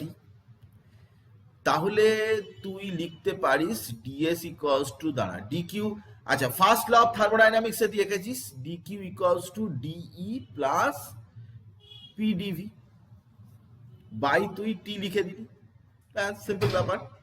আচ্ছা, এটার পরে ds ইকুয়ালস, আচ্ছা এবারে হচ্ছে ds টাকে তুই ইন্টিগ্রেট করবি s1 থেকে s2, এতে ইন্টিগ্রেট করছিস।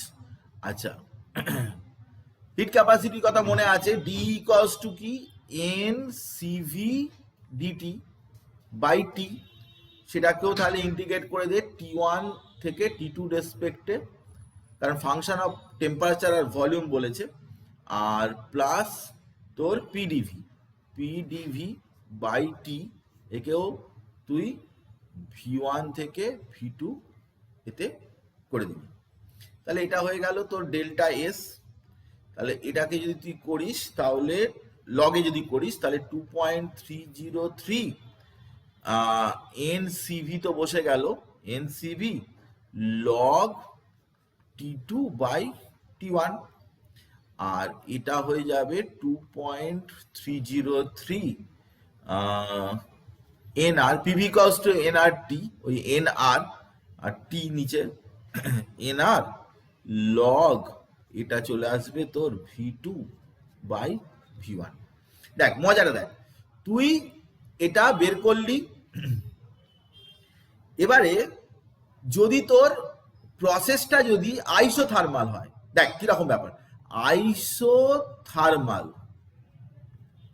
তখন তুই এনট্রপি বের করার জন্য কি করবি না, T1 ইকুয়ালস টু তো T2, T1 equals to T2, তাহলে এই পোর্শনটা যেটা ডেল্টা এস এর যে এই পোর্শনটা যেটা আগের পোর্শনটা যেটা, এইটা কি হয়ে যাবে, জিরো হয়ে যাবে, এটা থাকবে না, এটা থাকবে না, কারণ T1 ইকুয়ালস টু T2 হলে log 1 0, তো ওটা থাকবে না। তাহলে তোর হয়ে যাবে ডেল্টা এস, এখানটা আমি আইসোথার্মাল করে দিলাম, আইসোথার্মাল মানে হচ্ছে টি কনস্ট্যান্ট করে দিলাম, টি কনস্ট্যান্ট করে দিলাম। তাহলে তোর বাকি পোর্শনটা রইল 2.303 NR log V2 by V1। এই ফর্মুলাটা অ্যাপ্লাই করবি। আইসোথার্মাল প্রসেসে যদি আইডিয়াল গ্যাসের যদি তোর এনট্রপি বের করতে বলে, তাহলে তুই এই ফর্মুলাটা অ্যাপ্লাই করবি। এবার দেখ, যদি তোকে বলে আইসোকোরিক, দেখ নিজেই বের করে নিতে পারবি, এরকম কোনো ব্যাপার নয়। আইসোকোরিক যদি বলে, মানে ভলিউমের কোনো চেঞ্জ নেই, V1 ইকুয়ালস টু V2, তাহলে কি ডেল্টা এস টি, এখান থেকে তোর ওইটা থাকবে 2.303 আর NCV log T2 by T1, এই ফর্মুলাটা থাকবে এইটা, তখন এটা তো জিরো হয়ে যাবে, v1 ইকুয়ালস টু v2 হলে তো এই ডান দিকের এই পার্টটা তখন জিরো হয়ে যাবে, তাহলে এটা থাকবে। তাহলে আইসোথার্মাল এবং আইসোকোরিক প্রসেসে যখন তুই এন্ট্রপি বের করতে যাবি আইডিয়াল গ্যাসের ক্ষেত্রে, তখন তোর এটা হবে। এবারে তুই যদি প্রেসারটাকে কনস্ট্যান্ট করিস, এবারে দেখ আমি তোকে বলছি, দেখ যে when entropy is the function of temperature and pressure, যদি এরকম করিস তাহলে কি হবে, ডেল্টা এস সিস্টেম, কারণ প্রেশার টেম্পারেচারটাকে কনস্ট্যান্ট করে দিবি, তাহলে কি হবে 2.303 NR, এই দেখ উপরে দেখ ভলিউম দিয়ে কি আছে, ভলিউম দিয়ে কি ফর্মুলাটা আছে দেখতে পাবি, NR log V2 by V1 আছে, NR log P1 by P2 বসাবি, কারণ এখানে প্রেসারের রেসপেক্টে তুই করবি তো, ভলিউম গুলো তো তখন বসাতে পারবি না, V2 by V1 মানে P1 by P2 বসাবি। হ্যাঁ, V1 P2 by এটা মানেই হচ্ছে এটা 2.303 NR log V2 by V1 এটা। আর যদি তুই কনস্ট্যান্ট প্রেসারে করিস, আইসোবারিক সিস্টেম কনস্ট্যান্ট প্রেসারে করিস, তাহলে কি হবে 2.303 NCV লিখতে পারবি না, তখন তুই কি লিখতে হবে CP log T2 by T1। দেখ টোটাল আমি তোকে এন্ট্রপির আমি এটা বলে দিলাম, কতগুলো তুই কিভাবে ইউজ করতে পারিস তুই পড়ে, সব টেম্পারেচার কনস্ট্যান্ট, প্রেসার কনস্ট্যান্ট, সবেতেই এই ফর্মুলাগুলো, এই যে ফর্মুলাগুলো বললাম এই ফর্মুলাগুলো তোর কাজে লাগবে। আমি তোকে একটা প্রবলেম দেখাচ্ছি, তাহলে তুই বুঝতে পারবি যে কত ইজিলি তুই এই ফর্মুলা না জানলে কিন্তু তুই করতে পারবি না। আমি তোকে বলছি তুই করতে পারবি না, আমি তোকে প্রবলেম দেখাচ্ছি, তুই দেখ নিটে এসেছে প্রবলেম, আমি সেটা দেখাচ্ছি। এখানে ফর্মুলা দুটো লেখা রয়েছে, কিন্তু ফর্মুলাটা ইউজ করা জানতে হবে, আমি তোকে ইউজ করা শেখাচ্ছি, দেখাচ্ছি আমি তোকে, না তুই না হলে পারবি না করতে। দেখ এখানে প্রবলেম আছে তো, দেখ এটা খুব এরকম ধরনের প্রবলেম খুব প্রচুর দেয়, যে calculate the molar entropy change when a sample of hydrogen gas expands isothermally to twice of its initial volume। দেখ আইসোথার্মাল বলেছে, আইসোথার্মাল মানে কি, আইসোথার্মাল মানে হচ্ছে তোর এই ফর্মুলাটা ইউজ করতে হবে, ডেল্টা এস টি, যে ফর্মুলাটা যেটা আমি এক্ষুনি করালাম আর কি, ওই ফর্মুলাটা ইউজ করতে হবে। দেখ যে 2.303 NR log V2 by কত ইজি, V2 by V1, এটা দেখবি আইসোথার্মালি, দেখ এখানে লেখা আছে আইসোথার্মাল, টুয়াইস ভলিউম মানে বুঝায়, তার মানে 2.303 N, এ দেখ কত মোলার, মোলার এন্ট্রপি, মোলার মানে কি 1 মোল, মোলার মানে 1 মোল, এখানে 1 বসে, এটা সবসময় তুই জুলে বসাবি, মানে 8.314 লগ, এ দেখ টুয়াইস দ্য ভলিউম, মানে V2 হচ্ছে 2 ইন্টু V1 বাই V1, এটা log 2 বসাবি, 2.303 into 1 into 8.314 into log 2 মানে 0.3010, এরকম বসাবি। বসিয়ে এবার দেখ, বসিয়ে তুই পেরে যাবি 2.303 ইন্টু 8.314 ইন্টু 0.3010, 5.76 আসছে। কত সোজা ব্যাপার, দেখ কত ইজি ব্যাপার, 5.76। কিন্তু এই ফর্মুলাগুলো তোকে জেনে রাখতে হবে, আমি যে ডিরাইভ করে দেখালাম, ফর্মুলা একটু ডিরাইভ করে রাখা ভালো, না হলে কি হবে না পরীক্ষার সময় না বিভিন্ন ডেটাগুলো দিয়ে তুই বুঝতে পারবি না, অনেক সময়তেই দেয় এমন ভাবে যে তুই ডেটাগুলো ইউজ করতে পারবি না, একটু কনসেপশন ক্লিয়ার না হলে। আমি তোকে প্রথম ক্লাসেই বলেছিলাম যে নিটের কনসেপশন বেসিক্স জিনিস নিয়ে সবসময় প্রশ্ন পড়ে, এটা একটা অঙ্ক, কিন্তু ঘটনা হচ্ছে যে তোকে অনেক কিছু জানতে হবে, বিষয়টা এন্ট্রপি বের করার বিষয়টা বুঝতে হবে, তবেই কিন্তু তুই পারবি। আরো একটা করি প্রবলেম, দেখ calculate the change of molar entropy when hydrogen gas is heated from 20 degrees Celsius to 30 degree in a closed container CV close container মানে কি, ভলিউমটা ফিক্সড, মানে তোকে ওই আইসোকোরিক প্রসেসের যে ফর্মুলাটা সেটা ইউজ করতে হয়, মানে ডেল্টা এস ভি, এই ফর্মুলাটা ইউজ করতে হয়। এই ফর্মুলাটা কি আছে মনে করে দেখ, 2.303 এনসিভি আছে, এনসিভি লগ T2/T1, একদম ফটাকসে তুই বসাবি। এত সোজা ব্যাপার যে কি বলবো তোকে। এন মোলার, এই যে মোলারের জায়গায় 2 মোল 3 মোল বললে কোনো অসুবিধা নেই, আমি মোলার দিয়ে অঙ্কটা তুলেছি। সিভি দেয়া থাকবে, দেখ সিভি সিপি এসব দেয়া থাকবে, 22.44 লগ T2/T1, T2 কোথায়, T2 হচ্ছে 330, মানে 303 কেলভিনে বসাবি সব সময়, আর 273। তো এটা করবি, এটা আর কি করব আমি, এটা করবি, করলে দেখতে পাবি যেখান থেকে